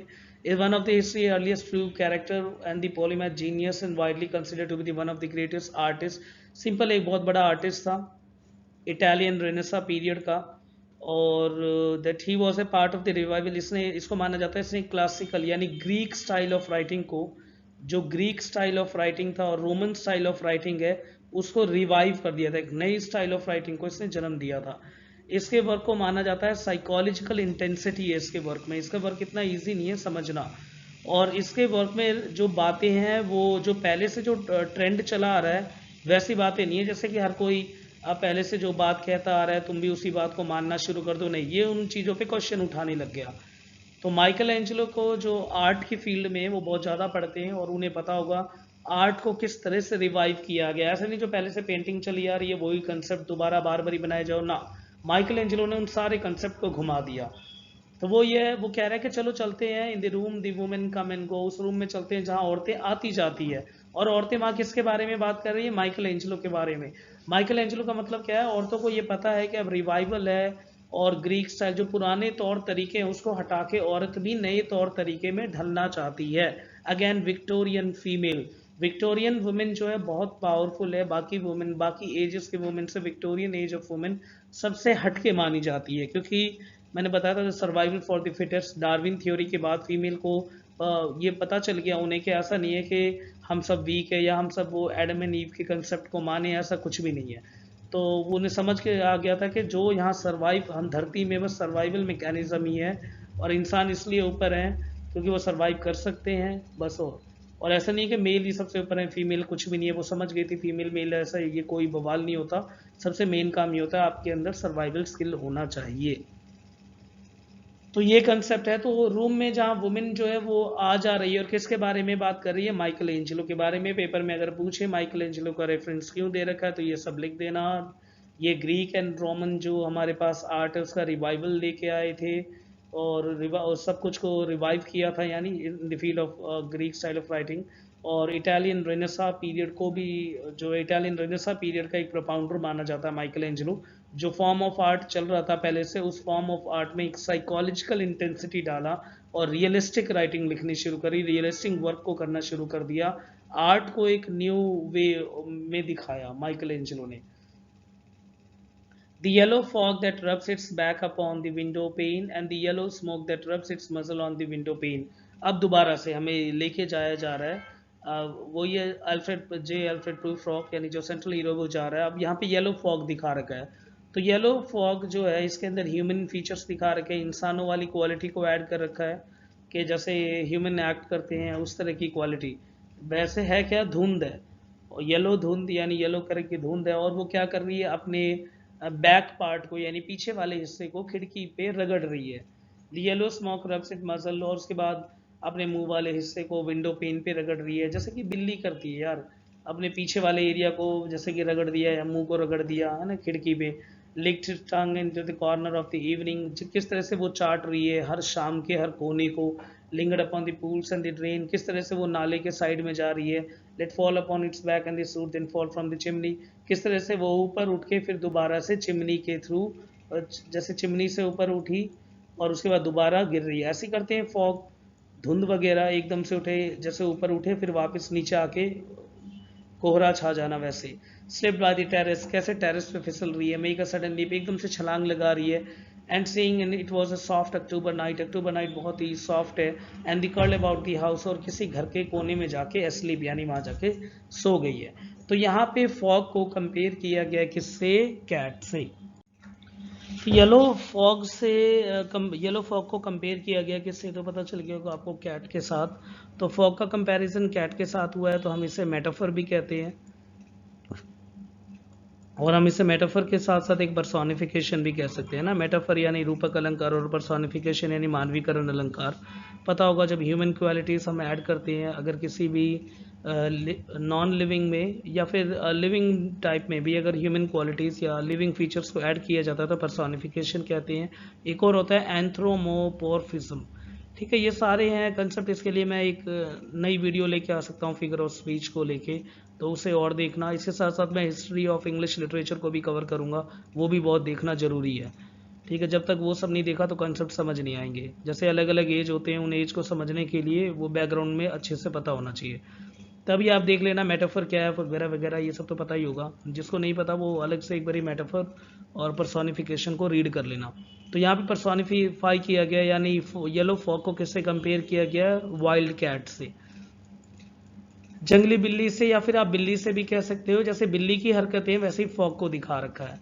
अब एकदम फिर दोबारा से पोएम से बिल्कुल बाहर नहीं जाना, पोएम के बिल्कुल बीच में ही रहना है और समझना है अच्छे से।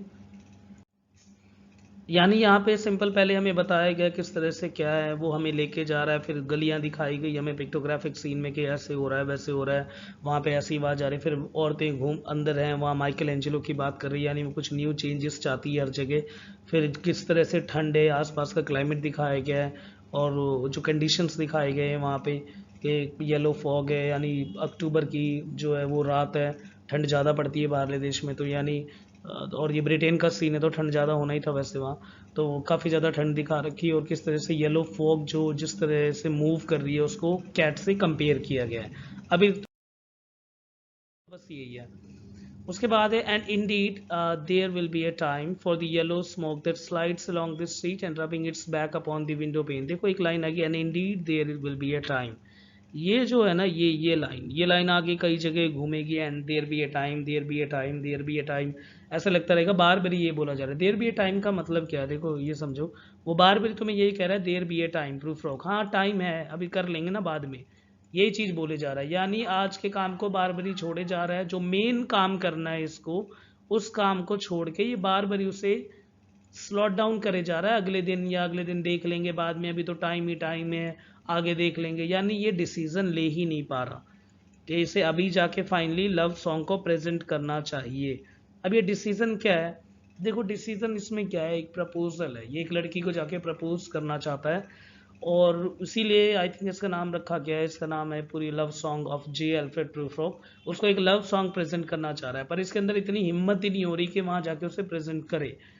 अब हिम्मत क्यों नहीं हो पा रही, क्योंकि एज ऐसा, एक तो वर्ल्ड वॉर का इम्पैक्ट देखा गया है, मॉडर्न मैन का एक्सलेंट एग्जांपल, इतना ज़्यादा कंफ्यूजन हो रखा है कि एक तरह से माइंड का सेटअप नहीं हो पा रहा, डिसिसिव हो ही नहीं पा रहा वो डिसीजन कि करना है कि नहीं करना। पर यहाँ से हमें और क्या कंसेप्ट समझना है जिसमें एग्जाम पॉइंट ऑफ व्यू से जो इम्पोर्टेंट है, एग्जाम पॉइंट ऑफ व्यू से इम्पोर्टेंट है। कई बार क्वेश्चन आ जाता है कि हैमलेट, हैमलेट पता होगा, हैमलेट एक फेमस जो है वो ड्रामा है, और ये ड्रामा किसने लिखा था, हैमलेट को विलियम शेक्सपियर ने। इस हैमलेट में दो हैमलेट हैं, पता होगा, जिसने नहीं पढ़ी हैमलेट चलो वो हल्का सा समझ लो। एक प्रिंस हैमलेट है, प्रिंस हैमलेट यानी राजकुमार हैमलेट, और इसका बाप जो है वो किंग हैमलेट है, तो दोनों ही हैमलेट है। किंग हैमलेट का मतलब जो बाप का नाम हैमलेट है, और प्रिंस हैमलेट का मतलब बेटे का नाम भी हैमलेट है। और जो है इसमें जो किंग हैमलेट है उसको मरवा देता है, कौन मरवा देता है, इसका भाई, यानी राजा का भाई राजा को मरवा देता है। और जो राजकुमार है यानी प्रिंस हैमलेट, उसको उसको उस जब वो रात को जिस दिन डेथ हुई थी उससे अगले दिन जब वो घूम रहा होता है तो घोस्ट आता है, किसका घोस्ट आता है, उसके बाप का। और उसके बाप का भूत आके उसे ये कहता है कि मुझे तेरे चाचा ने मारा है। अब प्रिंस हैमलेट को ये लगता है कि कंफ्यूजन, उसे समझ नहीं पाता वो कि मारा है कि नहीं मारा है, मारा है कि नहीं मारा है, मारा है कि नहीं मारा, वो यही सोच सोच के डिसीजन ही नहीं ले पाता वो कभी भी कि मारा है कि नहीं मारा, मारा है कि नहीं मारा। इसी को कहा जाता है पैराप्रैक्सिस। क्या कहते हैं हम इसे, पैराप्रैक्सिस। PARA पैरा, फिर प्रैक्सिस PRAXIS। तो पैराप्रैक्सिस की प्रॉब्लम यानी इनडिसिसिव, कि तुम डिसीजन ही नहीं ले पा रहे हो। इसीलिए एक फेमस वर्क भी है Hamlet and his problems. Hamlet और उसकी प्रॉब्लम, ये TS इलियट ने ही लिखी है। ये जो पोएट है ये बहुत बड़ा क्रिटिक भी है, यानी हर एक वर्क को उसने अच्छे से समझा और बताया कि क्या है क्या नहीं। हैमलेट बहुत ज़्यादा चली थी ये वर्क, इतना ज़्यादा ये वर्क चला क्योंकि बाद में प्रिंस हैमलेट पता कर लेता है, प्रिंस हैमलेट ये पता कर लेता है कि किसने मारा था। और वो कैसे पता करता है कि वो एक शो दिखा देता है स्टेज पे, और उस स्टेज पे वो वही एक्ट दोबारा, उसमें वो अपने चाचा को बुलाता है, अपनी माँ को बुलाता है, यानी इसकी माँ और चाचा ने मिलके इसके बाप को मार दिया। तो वही वो सारा सीन उस पर करवाता है स्टेज पे, और फिर रिएक्शन देखता है उसके चाचा का क्या, एकदम उसका चाचा घबराने लग जाता है। फिर हैमलेट को पता चल जाता है, प्रिंस हैमलेट को, कि हाँ उसके चाचा ने और ये मारा। ये शायद इंडियन मूवी ने भी कवर किया ना, एक हसीना थी एक दीवाना, वो सुना, एक हसीना थी, वो है ना वो गाना, एक दीवाना क्या उम्र। वो 2 बारी मूवी बनी है वो उस मूवी को देख लेना आप, बिल्कुल अच्छे से हैमलेट को जोड़ सकते हो उससे। तो वहां से अब मैं ये नहीं कि यहाँ पे एक हसीना दीवाना करवा रहा हूँ, मैं हसीना दीवाना नहीं करवा रहा, मैं यहाँ पे ये समझाने वाला हूँ। ये हमारे टर्म में दिस इज कॉल्ड पैराप्रैक्सिस सिनेमेटोग्राफी में, और जो हम लिटरेचर के फील्ड में इसे हम पैराप्रैक्सिस कहते हैं, और ये अलग जगह यूज भी होता है। सेम वही पैराप्रैक्सिस आपको देखने को मिलता है कहाँ पे, जे अल्फ्रेड प्रूफ्रॉक के इस राइटिंग में, TS इलियट के इस राइटिंग में। लव सॉन्ग, अरे अभी तो टाइम में बाद में देखेंगे, डिसीजन ही नहीं ले पा रहा, तो पैराप्रैक्सिस यानी हैमलेट के पैराप्रैक्सिस देखने को मिलती है। तो यही तो फायदा है ना इस चैनल पे, मतलब मजा आ जाएगा, सब समझ आएगा बिल्कुल अच्छी तरह से। तो and indeed there will be a time, हम बाद में देखेंगे, बाद में प्रपोज कर देंगे। And the yellow smoke that slides along the street, और वो जो येलो स्मोक है, और वो जो धुआं सा निकल रहा है वो गलियों में होती जा रही है। Rubbing its back on the window pen, दोबारा से बैक को रगड़ा जा रहा है विंडो पेन पे, यानी वो जो फॉग है वो अपने बैक को रगड़ रही है। There will be a time, there will be a time, अभी तो टाइम है, टाइम है, टाइम है। And again the parapraxis and parapraxis. To prepare a face to meet the faces that you meet, अभी तो बहुत समय है उस चेहरे से मिलने के लिए जो कि चेहरा हमसे मिलना चाहता है। वाह, है ना, शायरी होगी ये तो to prepare a face to meet the faces that you meet, to prepare a face, उस चेहरे को प्रिपेयर करना, टू मीट द फेसेस, कि वो किस चेहरे से मिलना चाहता है। तो सिंपल, यानी अभी टाइम है, आसानी से बाद में उससे मिल लेंगे। There will be a time to murder and create, देखो दुनिया एकदम से ख़त्म हो जाती है, फिर दोबारा किसी का जन्म हो जाता है। तो ये जन्म मृत्यु का जो खींच, जब इतना बड़ी चीज़ जो है वो भी अभी टाइम के थ्रू होती है, अभी टाइम है, बहुत टाइम है अभी हमारे पास, अभी हर चीज़ ख़त्म हो जाती है फिर एकदम से आ जाती है, फिर दोबारा से दुनिया बन जाती है, हो जाती है, अभी तो बहुत टाइम है यार, आराम से देखेंगे बाद में। And time for all the works and the days of hand, अभी तो बहुत टाइम है, बहुत काम है, बहुत हाथे हैं। That lift and drop A question on your plate, अभी तो इतना टाइम है, पर तुम्हारे that lift and drop A question on your plate, कई सारे क्वेश्चन जो हैं वो अभी, मतलब सिंपल ये कह रहा है। And time for all the works and the days of the hands that lift and drop A question on plate, अभी तो इतना टाइम है और इतने सारे जो हैं हाथ हैं, इतने सारे काम हैं, इतने सारे क्वेश्चन हैं, पर ज़रूरी थोड़ी है यही क्वेश्चन इंपॉर्टेंट है कि ये प्रपोजल हो पाएगा कि नहीं हो पाएगा, या मैं उसे प्रपोज कर पाऊंगा कि नहीं कर पाऊंगा, ये तो बाद में देखेंगे, पहले मेन काम करते हैं। पर इस पूरे पोएम में जो हेडिंग है लव सॉन्ग है, वो मेन काम है, यानी पहले जाके प्रपोज तो कर। अभी ये प्रपोज नहीं कर रहा है, ये कह रहा है अभी तो बहुत टाइम है। पर यहाँ पे एक चीज़ देखो, drop a question on your plate, ठीक है, इसको ध्यान रखना है हमें। तो drop A question on your plate के मतलब ऑन योर प्लेट या हेड ऑन प्लेट, जैसे प्लेट के ऊपर क्वेश्चन आ जाता है, यानी अभी बहुत सारे टाइम है, हम बाद में और देखेंगे, और सही टाइम आएगा जब मैं अपने आप ही उसको प्रपोज कर दूंगा।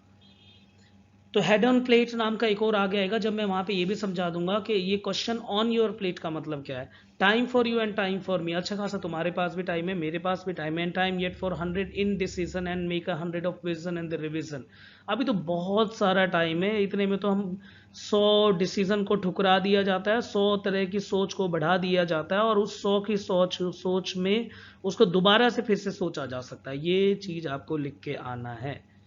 It is again an example of the parapraxis of the Hamlet indecisive mind, ठीक है। तो ये दिखा रखा है कि किस तरह से मॉडर्न बीइंग है, हम सब भी तो ऐसे ही हैं कुछ। अरे आज का वीडियो आराम से डाल देंगे बाद में, अरे बच्चे ने रिक्वेस्ट किया है, कल परसों देख लेंगे, उससे अगले दिन देख लेंगे, उसके बाद देख लेंगे। पर ऐसे ही देखते देखते हम भी कहीं ना कहीं अंदर से एक अल्फ्रेड प्रूफ्रॉक है, ये मॉडर्न मैन है, आजकल के मॉडर्न मैन ऐसे ही होते हैं, काम को टालते जाते हैं, आराम से करेंगे, बाद में देखेंगे। जरूरी थोड़ी आज ही डालनी है वीडियो, रिक्वेस्ट आई आराम से करेंगे, ठीक है, पर ऐसा नहीं है, मैं तो डालूंगा।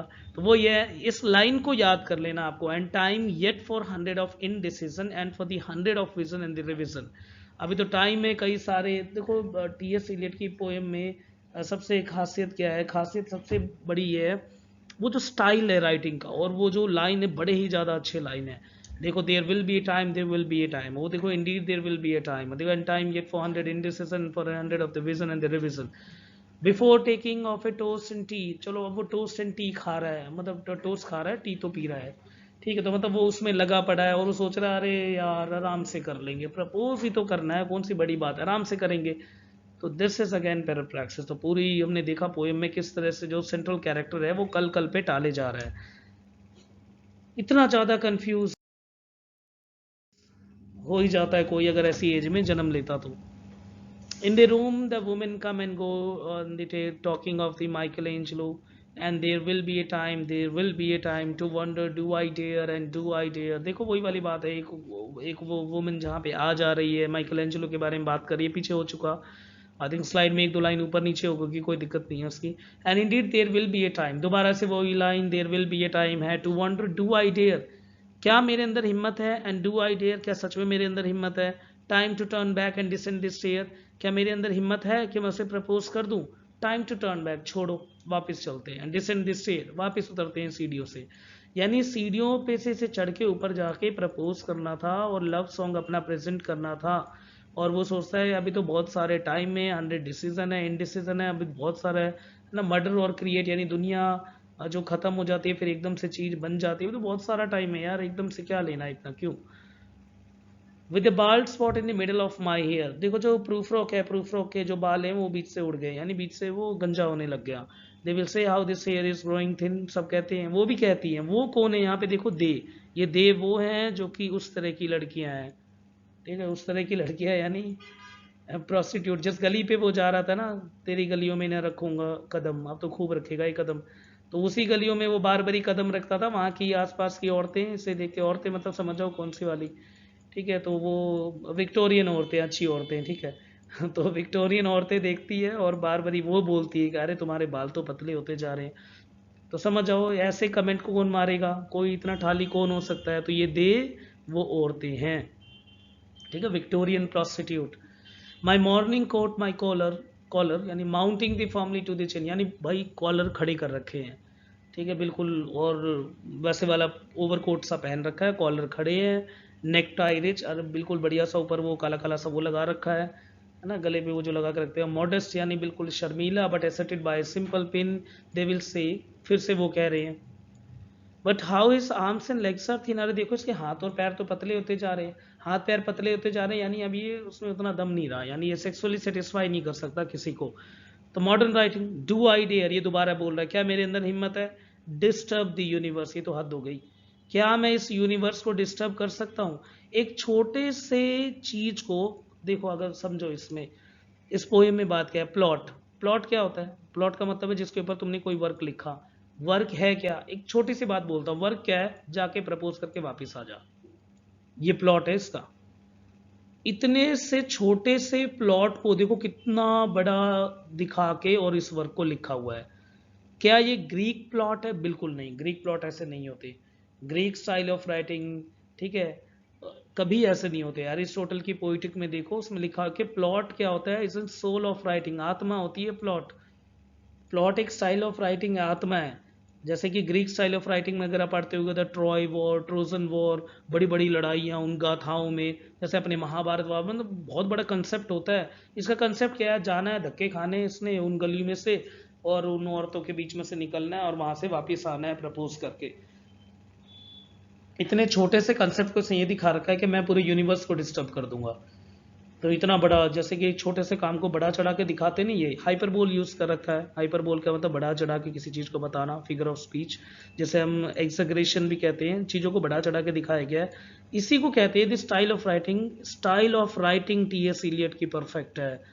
देखा उसके डायलॉग कितने मजबूत हैं, मोनोलॉग जैसे कह रहे हो आप, पर यहाँ तो हम उसके थ्रू समझा रहा हूँ मैं तुम्हें किस तरह से राइटिंग लिखी गई है, क्या स्टाइल है, क्या डेकोरम है, डिक्शन कितना अच्छा यूज़ किया है, अक्षरों को कैसे घुमाया गया है, और ड्रामेटिक मोनोलॉग का क्या यूज़ किया गया। प्लॉट कुछ नहीं है पर स्टाइल ऑफ राइटिंग इतनी एक्सलेंट है कि उस चीज़ को लिखा इस अंदाज से, वो जो राइटिंग और वो जो well balance piece of writing है एकदम, मतलब कि शोल्डर में बिल्कुल पूरा फिट करके नट बोल्ट पूरे कस कुस के फिर लिखा गया है। इसी को कहते हैं टेक्निकल राइटर। टेक्निकल राइटर मतलब हर चीज़ लिखेगा पर छोटी सी चीज़ भी दे दो पर उसे भी हाई फाई में लिखेगा। ये अदाएं एक ऐसे और थी लिटरेचर में एक के पास, और जिसने ये लिखा था क्या, द रेप ऑफ लॉक, है ना। रेप ऑफ लॉक आपने पढ़ा होगा। छोटा सा कंसेप्ट, इतना छोटा सा कंसेप्ट, और कंसेप्ट क्या है कि भाई कुछ नहीं, उसने बाल काट लिए उसके, और उसके ऊपर देखो कितना बड़ी वो पोएम, दुनिया की सबसे बड़ी और एक्सेलेंट पोएम लिखी, हीरोइक कपलेट में, वो भी पॉप की राइटिंग है। इसी तरह की भाई ये राइटिंग है। In a minute there is a time for decision and revision and which a minute will revise. कह रहे 1 मिनट के अंदर टाइम है यार, फिर दोबारा आ जाएगा वो मिनट, तो फिर दोबारा डिसीजन लेंगे, फिर दोबारा उसको देख लेंगे, अभी तो बहुत सारा टाइम है। नेक्स्ट लाइन है इस वाले में, देखते हैं हम फाइनली। फॉर आई, पहले तो मैं ये यूज़ कर लूँ, ये मार्कर है ग्रीन वाला, हाँ ये सही है। For I have known them all and already, वही वाली बात दोबारा से एक ही लाइन बार बार ही आ रही है, यानी ये उन सबको जानता है। फिर से दोबारा देम यहाँ पे क्या है, विक्टोरियन प्रोस्टिट्यूट, ठीक है, रानी को नहीं, मतलब कि उस टाइम की जो एज की जो बाकी जो फीमेल थी, तो उसको एज एन प्रोस्टिट्यूशन को यहाँ पे दिखा रखा है।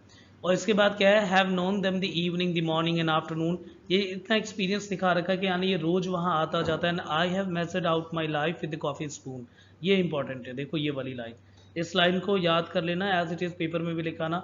ये एक्सपीरियंस दिखाती है कि यानी प्रूफ रॉक का कितना ज़्यादा एक डीप एक्सपीरियंस था, वो यहाँ पे देखने को साफ दिखाई देता है।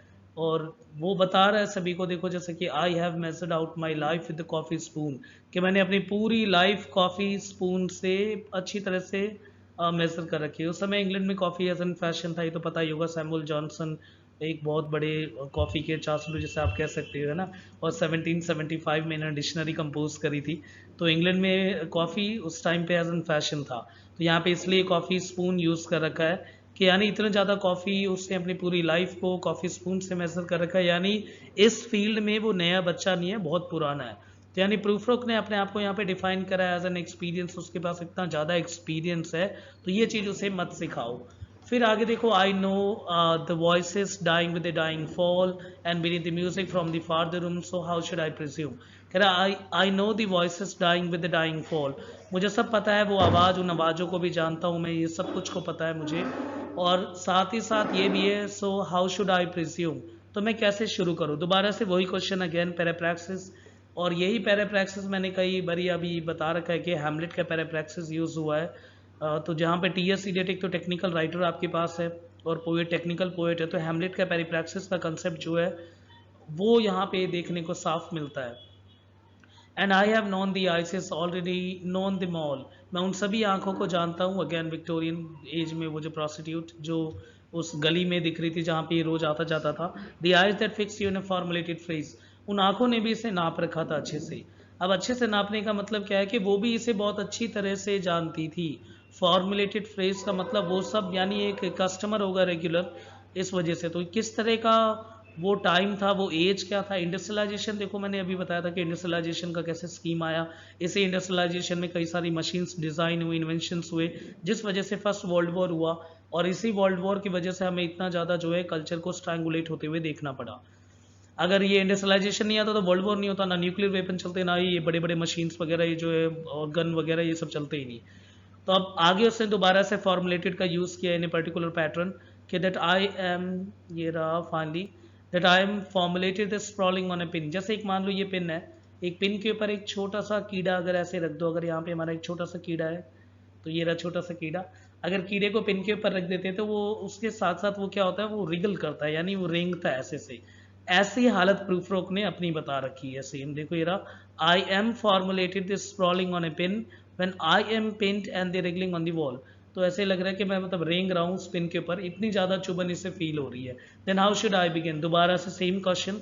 ये क्वेश्चन जितनी ज़्यादा बारी आ रहा है वो उतनी ज़्यादा इस कंसेप्ट को डिफाइन कर रहा है कि इनडिसिसिवनेस को, ठीक है। वो अभी भी डिसाइड नहीं कर पाया कि फाइनली के love song as an proposal उसे रखना चाहिए कि नहीं रखना चाहिए, पर रखना चाहिए तो कैसे रखना चाहिए। Again an example of the modern man.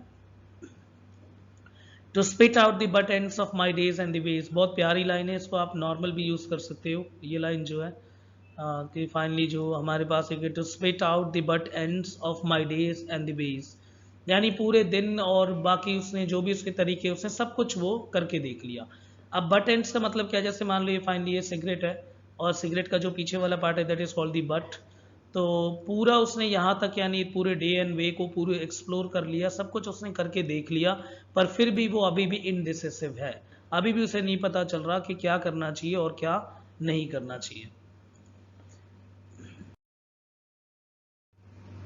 इसके बाद नेक्स्ट में and I have known the arms already and know them all, उन सभी के हाथों को ये अच्छी तरह से जानता है। दी ब्रेसलेटेड जिसे पहन रखा उन्होंने white and even the lamp light and the light brown year, ये एक तरह का डिस्क्रिप्शन है अगेन प्रोस्टिट्यूट का, जो कि विक्टोरियन एज में is it perfume from a dress that makes me so disgrace, वो सब कुछ पता है उसे, वो परफ्यूम वगैरह वो जो सब कुछ उनके जो शरीर से आता है जो फाइनली है ना, समझ गए होगे इतना तो वो सारा कुछ इसे पता है। And about the wrap about is shawl arms that lie along the table and should I then presume, वो सब यानी ये जो हमारे पास फाइनली जो स्टैंजा है इसमें पूरी अच्छे से डिस्क्रिप्शन है कि किस तरह से ये उनके कितने क्लोज था बॉडी के, और वो सारा कुछ इससे पता है उन औरतों के बारे में, क्या ब्रेसलेट पहनती थी वो क्या थी और कैसे उनके ब्राउन हेयर थे, ठीक है, और यही और उन जो परफ्यूम वो जो लगाया ये सारा कुछ तो इतना इंपॉर्टेंट नहीं है, पर हाँ ये कंसेप्ट समझ आना चाहिए कि विक्टोरियन एज को बहुत अच्छी तरह से यहाँ पे ग्लीम आउट किया गया है। उसके बाद दोबारा से again the question, same question shall I से,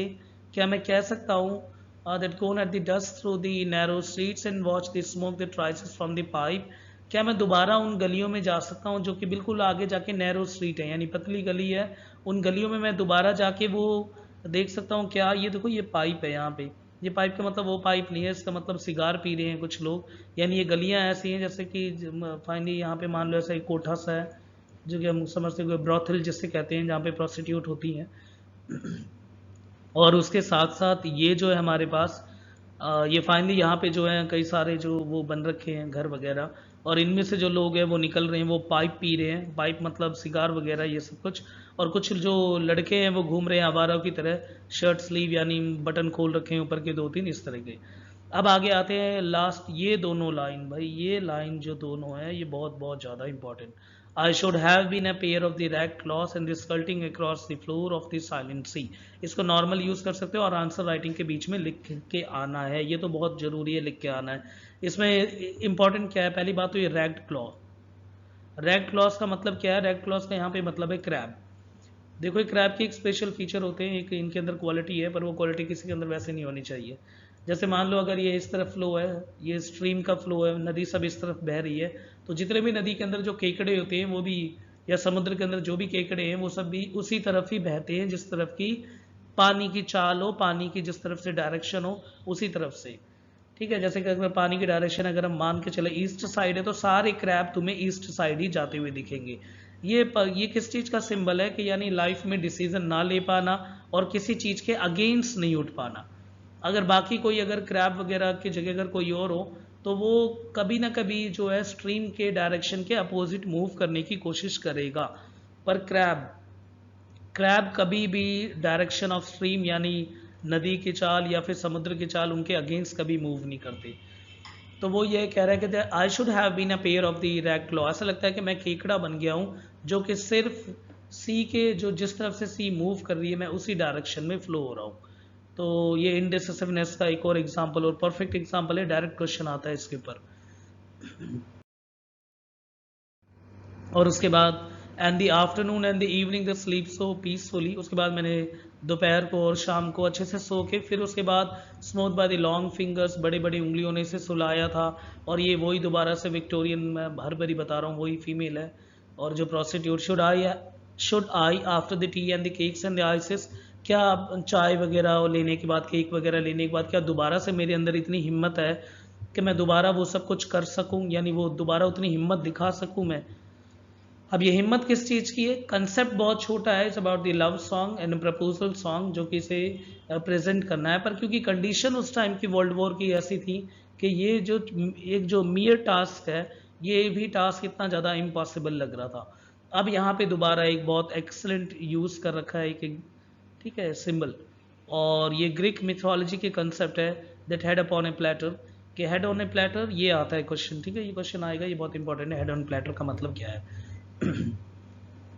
इसको समझने के लिए मैंने यहाँ पे एग्जाम्पल भी डाल रखा है। एग्जाम्पल क्या है, ये पूरा ग्रीक मिथोलॉजी का कंसेप्ट। तो सोलम थी, एक सलोम थी, ठीक है। सलोम जो है अपने फादर के आगे नाचा करती थी, अपने स्टेप फादर के आगे। एक दिन उसके स्टेप फादर को उसका डांस बहुत अच्छा लगा और उसने कहा मांग लो जो मांगना है तुम्हें, and could ask for anything up to the half of his kingdom, कि मेरा आधा राजपाट भी तुम मांग सकती हो। तो उसकी बेटी फटाफट अपनी माँ के पास जाके कहती है कि पापा ने मुझे ऐसे से फलाना कहा है कि मांग लो जो मांगना है, क्या मांगू, what should I ask for, क्या मांगू क्या मांगू, ठीक है। फाइनली ऐसे शोर उठा दिया उसने।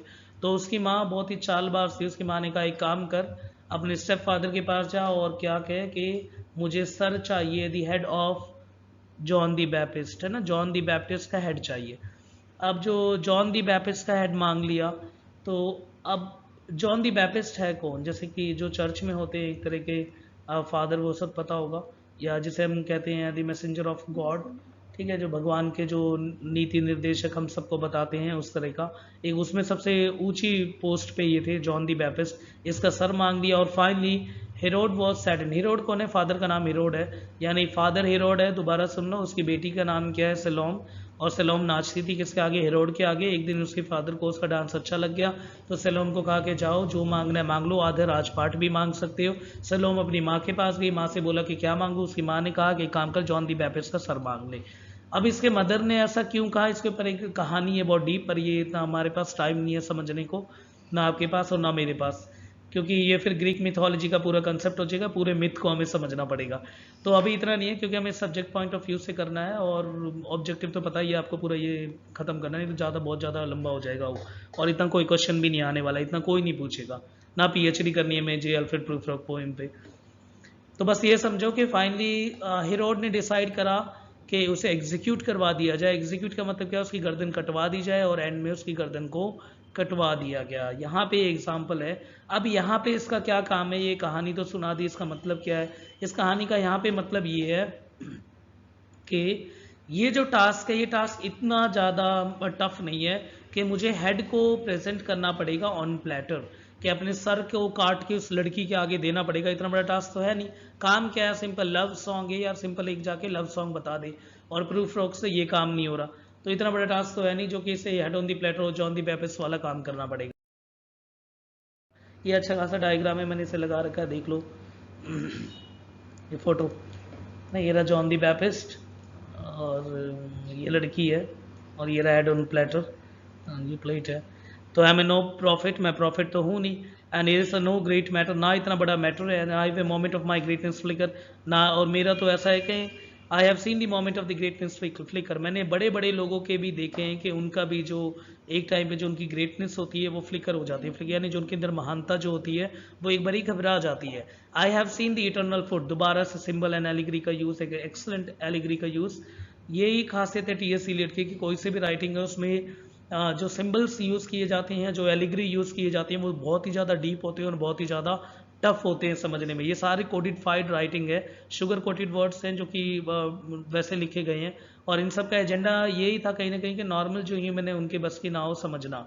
तो देखो अब ये आई have seen the eternal footman, मैंने इटर्नल फुटमैन को देख रखा है, मैंने देखा है उसे मेरे कोट को पकड़े हुए, और and in short I was afraid, और थोड़ी देर के लिए मैं डरा था। अब ये इटर्नल फुटमैन कौन है, ये इटर्नल फुटमैन क्यों है, हमारी भाषा में यमराज है, ठीक है, हम इससे यमराज कह सकते हैं। वैसे तो क्या है, भगवान है, पर यमराज समझो कि मैंने यमराज को देख लिया है, और मैं डरता वरता नहीं हूँ इस तरह से अपने आप को ये। And the same question again, वही वाला क्वेश्चन दोबारा से। और इसके बाद हम देखो इस वाले स्लाइड में इंपॉर्टेंट क्या है, would it have been the worth while to have bitten off the matter with a smile, क्या मैं इन चीज़ों को स्माइल से निकाल सकता हूँ, इतना बड़ा इशू तो है नहीं। मैं अगर होता तो मैं कहता प्रूफ को बिल्कुल स्माइल से निकाल दो। And to have squeeze the universe into ball, ये इतना बड़ा काम भी नहीं है कि पूरे यूनिवर्स को एक बॉल में स्क्वीज करना हो, बिल्कुल सही, ये छोटा सा काम है। To roll towards some the overwhelming question, ये क्वेश्चन बार बार दिमाग में आता है, that I am Lazarus coming from the dead, दोबारा से ग्रीक मिथ का यूज़ किया गया है, और लिजारस है, मेरे को ऐसा लग रहा है कि मैं लिजारस हूँ और डेड होके दोबारा से लाइव हो गया। अब लिजारस को समझने के लिए पहले लिजारस का एक हल्का सा मिथ समझ आना चाहिए, जो ग्रीक मिथ है उसके ऊपर। जीजस देखो, जीजस जो है वो मैरी एंड जीसस जो है वो एक पहले ऐसे समझो फाइनली, एक लेजारस है जो हमारा सेंट्रल कैरेक्टर है यहाँ पे जिसको हम समझने वाले। लेजारस लेजारस की दो बहन थी और एक बहन का नाम था मैरी, एक का नाम था मार्था, ठीक है। तो दूसरी का नाम जो था फाइनली मार्था था। तो एक तरफ हमारे पास मैरी और एक तरफ हमारे पास क्या है, मार्था। तो ये इन तीनों से जो है वो जीसस बहुत ज़्यादा प्यार करते थे। तो फिर क्या हुआ, जैसे आगे जब इसमें के सारे से एक दिन बीमार पड़ गया और बीमार होने के बाद उसकी इसकी वजह से उसकी डेथ हो गई। मैं शॉर्ट में समझा रहा हूँ। फिर मैरी ने ये बात जीसस को बताई। तो जीसस ने कहा अगर तुम्हें मेरे पे पूरा भरोसा हो तो लिजारस को दोबारा से मैं जिंदा कर सकता हूँ। और जीसस को उस दिन बहुत अजीब सा फील हुआ कि किस तरह से लेजारस की डेथ होगी मेरे होते हुए। फिर जीसस ने उसे दोबारा से ग्रेव से दोबारा जिंदा कर दिया ना, कब्र से दोबारा उठा दिया। तो वो ये प्रूफ रॉक अपने आप को कंपेयर कर रहा है कि कहीं मेरी हालत लेजारस जैसी तो नहीं है, कि ये इतना मुश्किल काम तो नहीं है जिसमें कि मैं मर जाऊंगा, मुझे दोबारा से जिंदा करो। ऐसा नहीं है, एग्जैगरेट कर रखा है।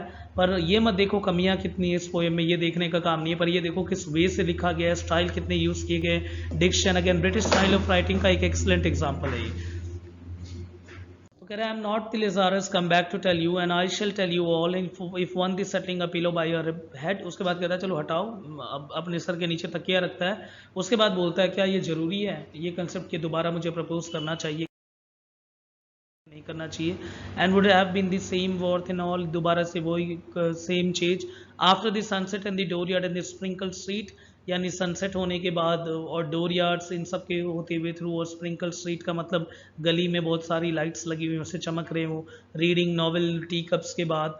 और सबके बाद क्या ये दोबारा से it is impossible to say just what I mean but as if the magic लालटेन see oh the nerve in the pattern of screen. दोबारा से अगेन सिंबल यूज किया हुआ है। फिर कह रहा है कि क्या ये इम्पॉसिबल है जो मैं कह रहा हूँ। फिर ये दोबारा से कह रहा है कि हालत ऐसी होगी, जैसे मान लो इस तरफ देखो साइंस का यूज़ किया है यहाँ पे टीएस इलियट ने, तो सब कुछ का यूज़ देखने को मिलेगा। इस तरफ एक लालटेन है, मैजिक लालटेन क्या रखा है, जैसे कि एक लालटेन की रोशनी निकलती है, उस रोशनी के थ्रू आगे जो है ये नर्व है किसी इंसान के हाथ है, देखो भाई, ठीक है। और यहाँ पे जो नर्व है, तो इसके बाद क्या है कि ऐसा तो नहीं है कि जो लैम्प शेड यानी ये जो मैजिक लालटेन है इसकी लाइट इसके ऊपर पड़ रही है जिस वजह से जो है नर्व्स दिख रहे हैं, यानी नसें दिख रही है। तो यानी ये एक नर्वस कंसेप्ट है कि कहते नहीं है कि कोई ज़्यादा दिमाग लगाए तो उसकी नस खड़ी हो जाती है, इस तरह से कि ये काफ़ी ज़्यादा कॉम्प्लेक्सिटीज़ दिखा रखी है कि क्या ये इतना बड़ा वर्क है जिसके लिए मुझे मेरी नसें खड़ी हो गई। यानी मैजिक लालटेन है तो मैजिक लालटेन थ्रू द नर्व इन इस पैटर्न का मतलब सिंपल यहाँ पे ये पैटर्न ऑन स्क्रीन का मतलब दीवार हो सकती है या कोई एक सरफेस जहाँ पे वो नसें दिखाई दे रही है। तो क्या ये सच में इतना मुश्किल कंसेप्ट है कि जिसमें कि बहुत ज़्यादा दिमाग लगाना पड़ेगा और ये बहुत ही टेंस्ड वर्क है प्रपोज करना। Would it have been the worthwhile settling a pillow of a shawl and turning towards the window? Should I say, क्या मैं विंडो की तरफ दोबारा मुड़ के ये कह सकता हूँ that is not at all, that is not what I mean। मेरा ये कहने का मतलब नहीं है कि मतलब ना ये उतना ज़्यादा मुश्किल टास्क है कि नहीं है ना, ये दोबारा बात चली आ रही है। Not I am Prince Hamlet, दोबारा देखो हैमलेट का यूज़ किया गया। हैमलेट ड्रामा जो लिखी थी शेक्सपियर ने, उसका दोबारा यहाँ पे यूज़ किया गया है।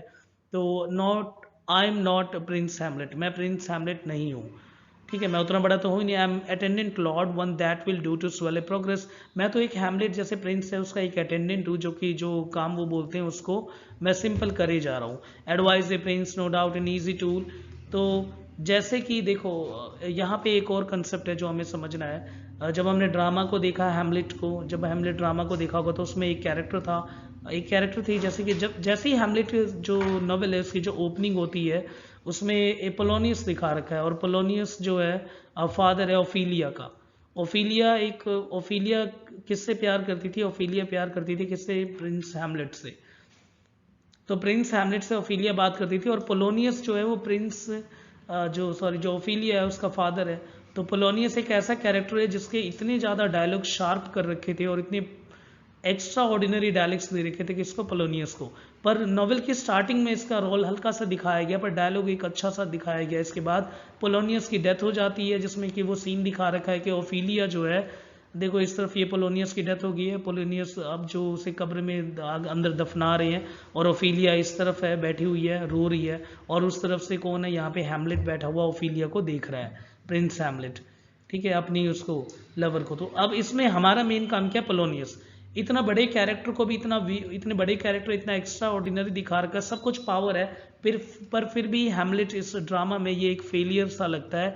इसी तरह से अल्फ्रेड प्रूफ्रोक ने अपने आप को बताया है कि मैं ठीक उसी तरह से अटेंडेंट लॉर्ड की तरह हूँ जैसे पोलोनियस दिखा रखा है हैमलेट में, जिसका काम सिंपल एडवाइस करना है, no doubt an easy tool, एक टूल की तरह यूज़ किया है जैसे शेक्सपियर ने पोलोनियस को अपने इस नॉवल में, और नॉवल का नाम हैमलेट, सॉरी ड्रामा का नाम जो हैमलेट है, उसी तरह जैसे कि वो सब कुछ पॉलिटिक्स और कॉशियस और मेटिकुलस ये सब कुछ और फुल हाई सेंटेंस दिखाया उसे शेक्सपियर ने, सारे फीचर्स उसे दिए, पर एंड में वो एक बहुत बड़ा फूल दिखाएगा क्योंकि उसकी डेथ दिखा देते हैं। ये तो वही बात होगी, किसी को हीरो बनाया और मूवी चली और 2 मिनट में उसकी डेथ हो गई और बता रखा कि तू तो हीरो था इस मूवी का।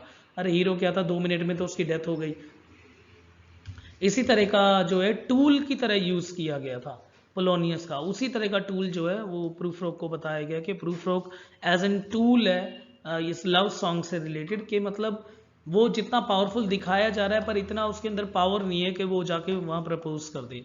तो एक ये है जो कि काफ़ी सोचने पे मजबूर करती है कि फाइनली कि ये और टीएस इलियट का एक एक्सेलेंस देखा जा सकता है, क्योंकि टीएस इलियट का एक वर्क होगा, आपको पता होगा, हैमलेट एंड हिज प्रॉब्लम, ये उनका खुद का वर्क है, क्रिटिकल राइटिंग है हैमलेट एंड हिज प्रॉब्लम, जिस तो वो साफ यहाँ भी देखा जा सकता है। देखो एक पोइट है और एक राइटर है, एक क्रिटिक है, जो एक जगह पे कुछ लिख रहा है तो उसका इम्पैक्ट आप दूसरी जगह देख सकते हो, तो वो इसमें love song by J Alfred Prufrock में देखने को मिलता है।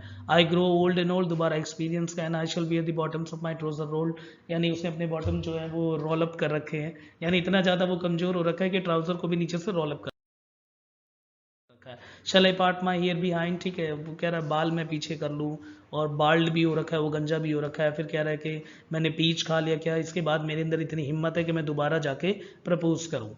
I shall wear the white flannel trouser and the walk upon the beach, and अब बीच का सीन आ गया और बीच पे जब जाता है तो वहाँ पे मरमेड को वो गाते हुए देखता है। I do not think that they will sing to me, इसे पता है कि वो मेरे लिए नहीं गा रही है, उसे अच्छी तरह से पता है ना। I have been them riding the seawards on waves, इसने वेव्स के ऊपर सी वर्ड्स को भी चलते हुए देखे हैं, और the combing the white hair of the waves, और देखो यहाँ पे सिंपल क्या है, वेव को एज एन पर्सोनिफाई किया गया है, एंथ्रोमोर्फिज्म यूज किया गया है, ठीक है, ये अलग से पढ़ लेना, एंथ्रोमोर्फिज्म, ANTHRO एंथ्रो, ठीक है, फिर MO मो, फिर पॉर्फिज्म। तो यानी अगर कोई भी किसी के अंदर ह्यूमन क्वालिटी ऐड करनी है तो यहाँ पे सी के साथ ह्यूमन क्वालिटी ऐड किया गया है कि किस तरह से समुद्र के वाइट हेयर हैं, यानी उसके जो वाइट जो ऊपर वेव्स आ रहे हैं वो, and when the wind blow the water white and black, और जिस तरह से जब हवा चलती है तो जो पानी वाइट एंड ब्लैक होते रहते हैं वो, and the chamber of the sea girls red the seaweed red and brown, वहाँ पे सी गर्ल्स दिखा रखे समुद्र में, जो कि देखो सी वीड्स है, वीड्स का मतलब पता होगा खरपतवार, ऐसी फाइटोप्लैंक्टन, अगर थोड़ी बहुत बायो आपको सही पता हो तो, फाइटोप्लैंक्टन्स का मतलब क्या होता है, यानी जो छोटे छोटे पौधे जो होते हैं वो ओशियन के सरफेस के ऊपर, तो वही कह रहे हैं वहाँ से कुछ कुछ सी वीड रेड है, कुछ ब्राउन है, उसी को लेके जो है वो फाइनली जो वहाँ पे जो लड़कियां दिखा रखी है वो रत कर रही है, कुछ अलग अलग माला टाइप का इस तरह की चीज़ें बना रही है। तो ये ऐसा लगता है कि रोमांटिक एसेंस में ले गए हैं, कहीं हम विलियम वर्ड्सवर्थ को पढ़ने वाले हैं, ऐसा ऐसी फीलिंग आ रही है। तो हर किसी का आपको यहाँ पे एक एक्सलेंस देखने को मिल सकता है। उसके बाद ये कह रहा है till the human voice wake up and we drown, कि जब तक human voice wake up we drown, ऐसा ना हो जब तक इंसान एक इंसान को समझे, इंसान की वॉइस जब तक जागे तब तक हम डूब ना जाए। तो लास्ट वाली लाइन अगेन एक फिलोसफिकल लाइन है, और टीएस इलियट की खासियत ये है कि कोई भी जो पोएम हो उसकी लास्ट वाली लाइन वो फिलोसफी से ही भरी मिलती है। अगर द वेस्टलैंड देखो तो द्वातम दयातम है ना, और द्वातम दयातम ऐसे करके एक संस्कृत में लाइन लिख रखी है, शांति शांति शांति, ठीक है, इस तरह की, और उसमें 5 to 6 लैंग्वेज यूज कर रखा है उन्होंने। ऐसे इस make it till the human voices wake up, के जब तक इंसान बाकी समझे, एक दूसरे को समझे, तब तक हम सब डूब ना जाए। यानी ये जो वॉइस है और ये जो लव सॉन्ग है ये ह्यूमन सॉन्ग है, यानी इंसान के लिए। मॉडर्न मैन जो है आजकल किस तरह से हो चुका है कि वो सिर्फ एक तरह से अगर हम बात करें तो आसपास के सिर्फ मटेरियलिस्टिक वर्ल्ड इनकी तरफ ही उसका खिंचाव है, और मॉडर्न मैन बहुत ही ज़्यादा कंफ्यूज है, क्योंकि इतने ज़्यादा वर्ल्ड वॉर देखने के बाद, वर्ल्ड वॉर 1, फिर स्पेनिश वॉर, वर्ल्ड वॉर 2, फिर कोल्ड वॉर, ऐसे टाइम पे जो कितने ज़्यादा वो कल्चर जो है वो स्ट्रैंगुलेट हुई थी, इस तरह को दिखा रखा है। यानी ह्यूमन वॉइसेस जब तक ख़त्म हो जाएगी, जब तक हम एक दूसरे को समझेंगे, वापस से दोबारा हम ह्यूमन बनेंगे, क्योंकि अब हम मॉडर्न ह्यूमन बन रखे हैं, एक ऐसा ह्यूमन जो कि रहता इस टाइम पे है पर वो सोचता कहीं कहीं पे, हम कभी प्रेजेंट में जीते ही नहीं, हम हमेशा फ्यूचरिस्टिक या पास्ट में नॉस्टैल्जिक होते हैं। तो जिस दिन हम प्रेजेंट में दोबारा जीना शुरू कर देंगे तभी हम रियल ह्यूमन वॉइस को समझ सकते हैं, पर तब तक हम सब डूब ना जाए। तो again philosophical and loose ended way से इस पूरे पोएम को खत्म किया गया है। इसके बाद ये देखो, ये कंटेंट एनालिसिस है, वही सारी बातें हैं जो मैं आपको बता चुका हूँ सेम, बस एक बार इस स्लाइड को रोक के देख लेना। बाकी नोट्स वगैरह ये सब चाहिए तो नीचे आपको लिंक में यहाँ पे फाइनली टेलीग्राम का लिंक भी मिल जाएगा, इसके साथ साथ पीडीएफ फॉर्मेट भी मिल जाएगा जो मैं इसके नीचे अटैच कर दूंगा, वहाँ से निकाल के इसे समझ लेना। वैसे तो मैंने सब कुछ करवा ही रखा है, अगर देखना हो तो इसमें देख भी सकते हो। जैसे कि कन्फ्यूजन है, finally the modern man the lives in the modern perplexity यानी कन्फ्यूजन, ये सब कुछ मैंने बता दिया है। बाकी पता ही होगा टेक्स्ट के थ्रू मैं ज़्यादा नहीं जाता ना, ये फाइनली मैं अपने थ्रू ही पढ़ाता हूँ ज़्यादा डीप में। तो ये फॉग को किस तरह से दिखाया गया है, कैट से कैसे कंपेयर किया गया है, ये सब अगेन इस स्लाइड को रोक के दोबारा इसे देख लेना। और यहाँ पे the modern man isolated life कैसे, वो सारा कुछ वही है जो करवा रखा है मैंने। ये the impersonality of the poetry. देखो इम्पर्सनैलिटी का एसेंस का मतलब क्या होता है कि तुम उस राइटिंग में बिल्कुल अपना पर्सनल पॉइंट ऑफ व्यू नहीं रखा, तुम इम्पर्सनल होकर लिख रहे हो, जो कि साफ देखने को लगता है कि टीएस इलियट का कभी कैसा ऐसा स्वभाव था ही नहीं कि वो लड़की को प्रपोज करने के लिए बार बार ही ऊपर जाके है ना लव सॉन्ग प्रेजेंट कर रहे हैं, पर इसे इम्पर्सनल वे में लिखा गया है, पर फिर भी इतना अच्छे कंसेप्ट को लिख के कई एजेस को डिफाइन कर दिया गया है, इसमें एक टाइम पे कई सारे एजेस को आपस में बाइंड कर दिया गया है। तो ये in person point of view से लिखा गया है, और ये कंसेप्ट आपको वैसे टीएस इलियट की क्रिटिकल पॉइंट ऑफ व्यू है। देखो टीएस इलियट का एक और work with traditional and individual talent, जो आई थिंक यहाँ पे दिखा भी लिखोगा, देखो ये रहा ट्रेडिशनल इंडिविजुअल टैलेंट, जहाँ पे इन्होंने बोला था कि कोई सी भी राइटिंग, देखो राइटर रियल क्या होता है इसको एक केमिस्ट्री की भाषा में बताया, ठीक है, जितने भी केमिस्ट्री वाले हैं खुश हो जाओ, जिन्होंने केमिस्ट्री पहले पढ़ी हुई दोबारा इंग्लिश लिटरेचर की तरफ मूव कर रहे हैं वो। तो एक तरह से ये एक अर्न है, यानी एक तरह का ये बर्तन है, और अलग अलग जो फैक्ट है हम इसके अंदर डालते हैं, एलिमेंट्स को अलग अलग डालते हैं, ये पता ही होगा, एलिमेंट 1 एलिमेंट 2 एलिमेंट 3, इस तरह से एलिमेंट्स को डालते हैं। इसके बाद रिएक्शन को तेज करने के लिए हम इसमें क्या डालते हैं, बिल्कुल सही, कैटलिस्ट। तो बारिश हो गई शुरू, ठीक है, तो कैटलिस्ट। तो कैटलिस्ट फाइनली क्या करता है, कैटलिस्ट किसी भी रेट ऑफ रिएक्शन को बढ़ा देता है। अब समझना क्या है, देखो ये जो बर्तन है जो किसी रेट ऑफ रिएक्शन, किसी रिएक्शन को करवा रहे हो आप, 3 एलिमेंट आपने मिक्स करे और कैटलिस्ट को डाल दिया, कैटलिस्ट ने उस रेट ऑफ रिएक्शन को बढ़ा के और फाइनली वो चीज़ जो बनाना है वो बन गया। पर यहाँ पे क्या होगा फाइनली कि ये जो है ना, ये जो बर्तन सा है, ये पोएट का दिमाग और राइटर का दिमाग ऐसा होना चाहिए। ये बर्तन राइटर का दिमाग है, जो अलग अलग चीज़ इसमें आ रहे हैं, एलिमेंट 1 एलिमेंट 2 एलिमेंट 3, ये आइडियाज़ है, आइडियाज़ 1 आइडिया 2 आइडिया 3, और कैटलिस्ट का काम यहाँ पे राइटर की खुद की क्रिएटिविटी करेगी, और इस तरह से करके एक न्यू प्रोडक्ट बनाना है। पर इसमें क्या ध्यान रखना है कि टीएस इलियट ने ये कहा था कि वो जो बर्तन है उसके ऊपर रिएक्शन का कोई इम्पैक्ट नहीं आना चाहिए, यानी सेम पोएट के माइंड में जो भी उसने पहले का वर्क लिखा हुआ है उसका एक छाप उसके ऊपर नहीं होना चाहिए, यानी वो किसी भी एंगल से बायस नहीं होना चाहिए, एक तरफ झुका नहीं होना चाहिए कि नहीं वो लड़कियों के अगेंस्ट लिख रहा है या लड़कियों की तरफ लिख रहा है, ऐसा नहीं होना चाहिए, ठीक है, इस तरह का माइंड होना चाहिए। वो ट्रेडिशनल इंडिविजुअल टैलेंट में देखा गया। इसी तरह से करके इसमें इम्पर्सनल ट्रेट को देखा जा सकता है कि टीएस इलियट ने love song by J Alfred Prufrock को इम्पर्सनल ट्रेट के थ्रू ही लिखा है, यानी साफ बता दिया कि मेरा इसमें ऐसा कुछ नहीं है कि मेरे साथ ऐसा हुआ हो या मैं इसके थ्रू टच हो गया, मैंने कभी किसी को प्रपोज करा, उस एंगल से लिखा गया, इस तरह से नहीं लिखा, इसीलिए यहाँ पे इम्पर्सनैलिटी ऑफ द पोएट्री यहाँ पे वो है। अब आगे चलते हैं फाइनली कंक्लूजन में करवा रखा है सारा कुछ 20th सेंचुरी की अच्छी राइटिंग है, मॉडर्न लाइफ को दिखाया गया है, love song by J Alfred Prufrock है जिसमें मॉडर्न मैन को दिखा रखा है, और फाइनली जो मॉडर्न मैन है, मॉडर्न मैन का वो दिखा रखा है, और द कन्फ्यूजन परप्लेक्सिटी दिखा रखा है, और पैराप्रैक्सिस भी दिखा रखा है, वो सारा कुछ मैंने आपको करवा दिया, तो इसको रोक के एक बार देख लेना, सारा कुछ मैंने पहले से ऑलरेडी करवा दिया। और थैंक्स फॉर वॉचिंग। और भी अगर आपको कुछ भी समझना हो तो नीचे प्लीज़ आप वो रिक्वेस्ट डाल देना कि मुझे इस रिगार्डिंग में ये देखना है, ये पोएम मुझे समझ नहीं आई, तो इसके लिए इसके रिगार्डिंग नीचे वो डाल दो, पोएम के नाम डाल दो, और कोई सा भी वर्क हो जो आपको समझ नहीं आ रहा हो तो नीचे कमेंट में डाल दो वर्क का नाम, जो भी आपका रिक्वेस्ट होगा उसे हम जरूर पूरा करेंगे जहाँ तक हो सके, वैसे तो पूरा ही होगा। इसमें आपको पैराप्रैक्टिस देखने को नहीं मिलेगा कि कल पे डाल दूँ या परसों पे डाल दूँ, जल्दी करूँगा ना, तो बस नीचे डाल देना कौन सी यूनिवर्सिटी से वो भी मेंशन कर देना, और क्या क्या आपका रिगार्डिंग क्या क्या कंसेप्ट है वो सारा कुछ नीचे मेंशन कर देना, और इसी तरह से हमारे चैनल पे बने रहो, मैं सबको अच्छे से कवर करूँगा। दोबारा जो बाकी जो वीडियोज़ आप देख रहे हो यूट्यूब पे, इस वाले चैनल को जरूर सब्सक्राइब कर लेना, क्योंकि यहाँ पे आपको एक तरह का डिस्कोर्स देखने को मिलेगा, डिस्कोर्स का मतलब साइंटिफिक स्टडी, एक अच्छा और डीप एनालिसिस देखने को मिलेगा, ठीक है, ओके, थैंक यू यार।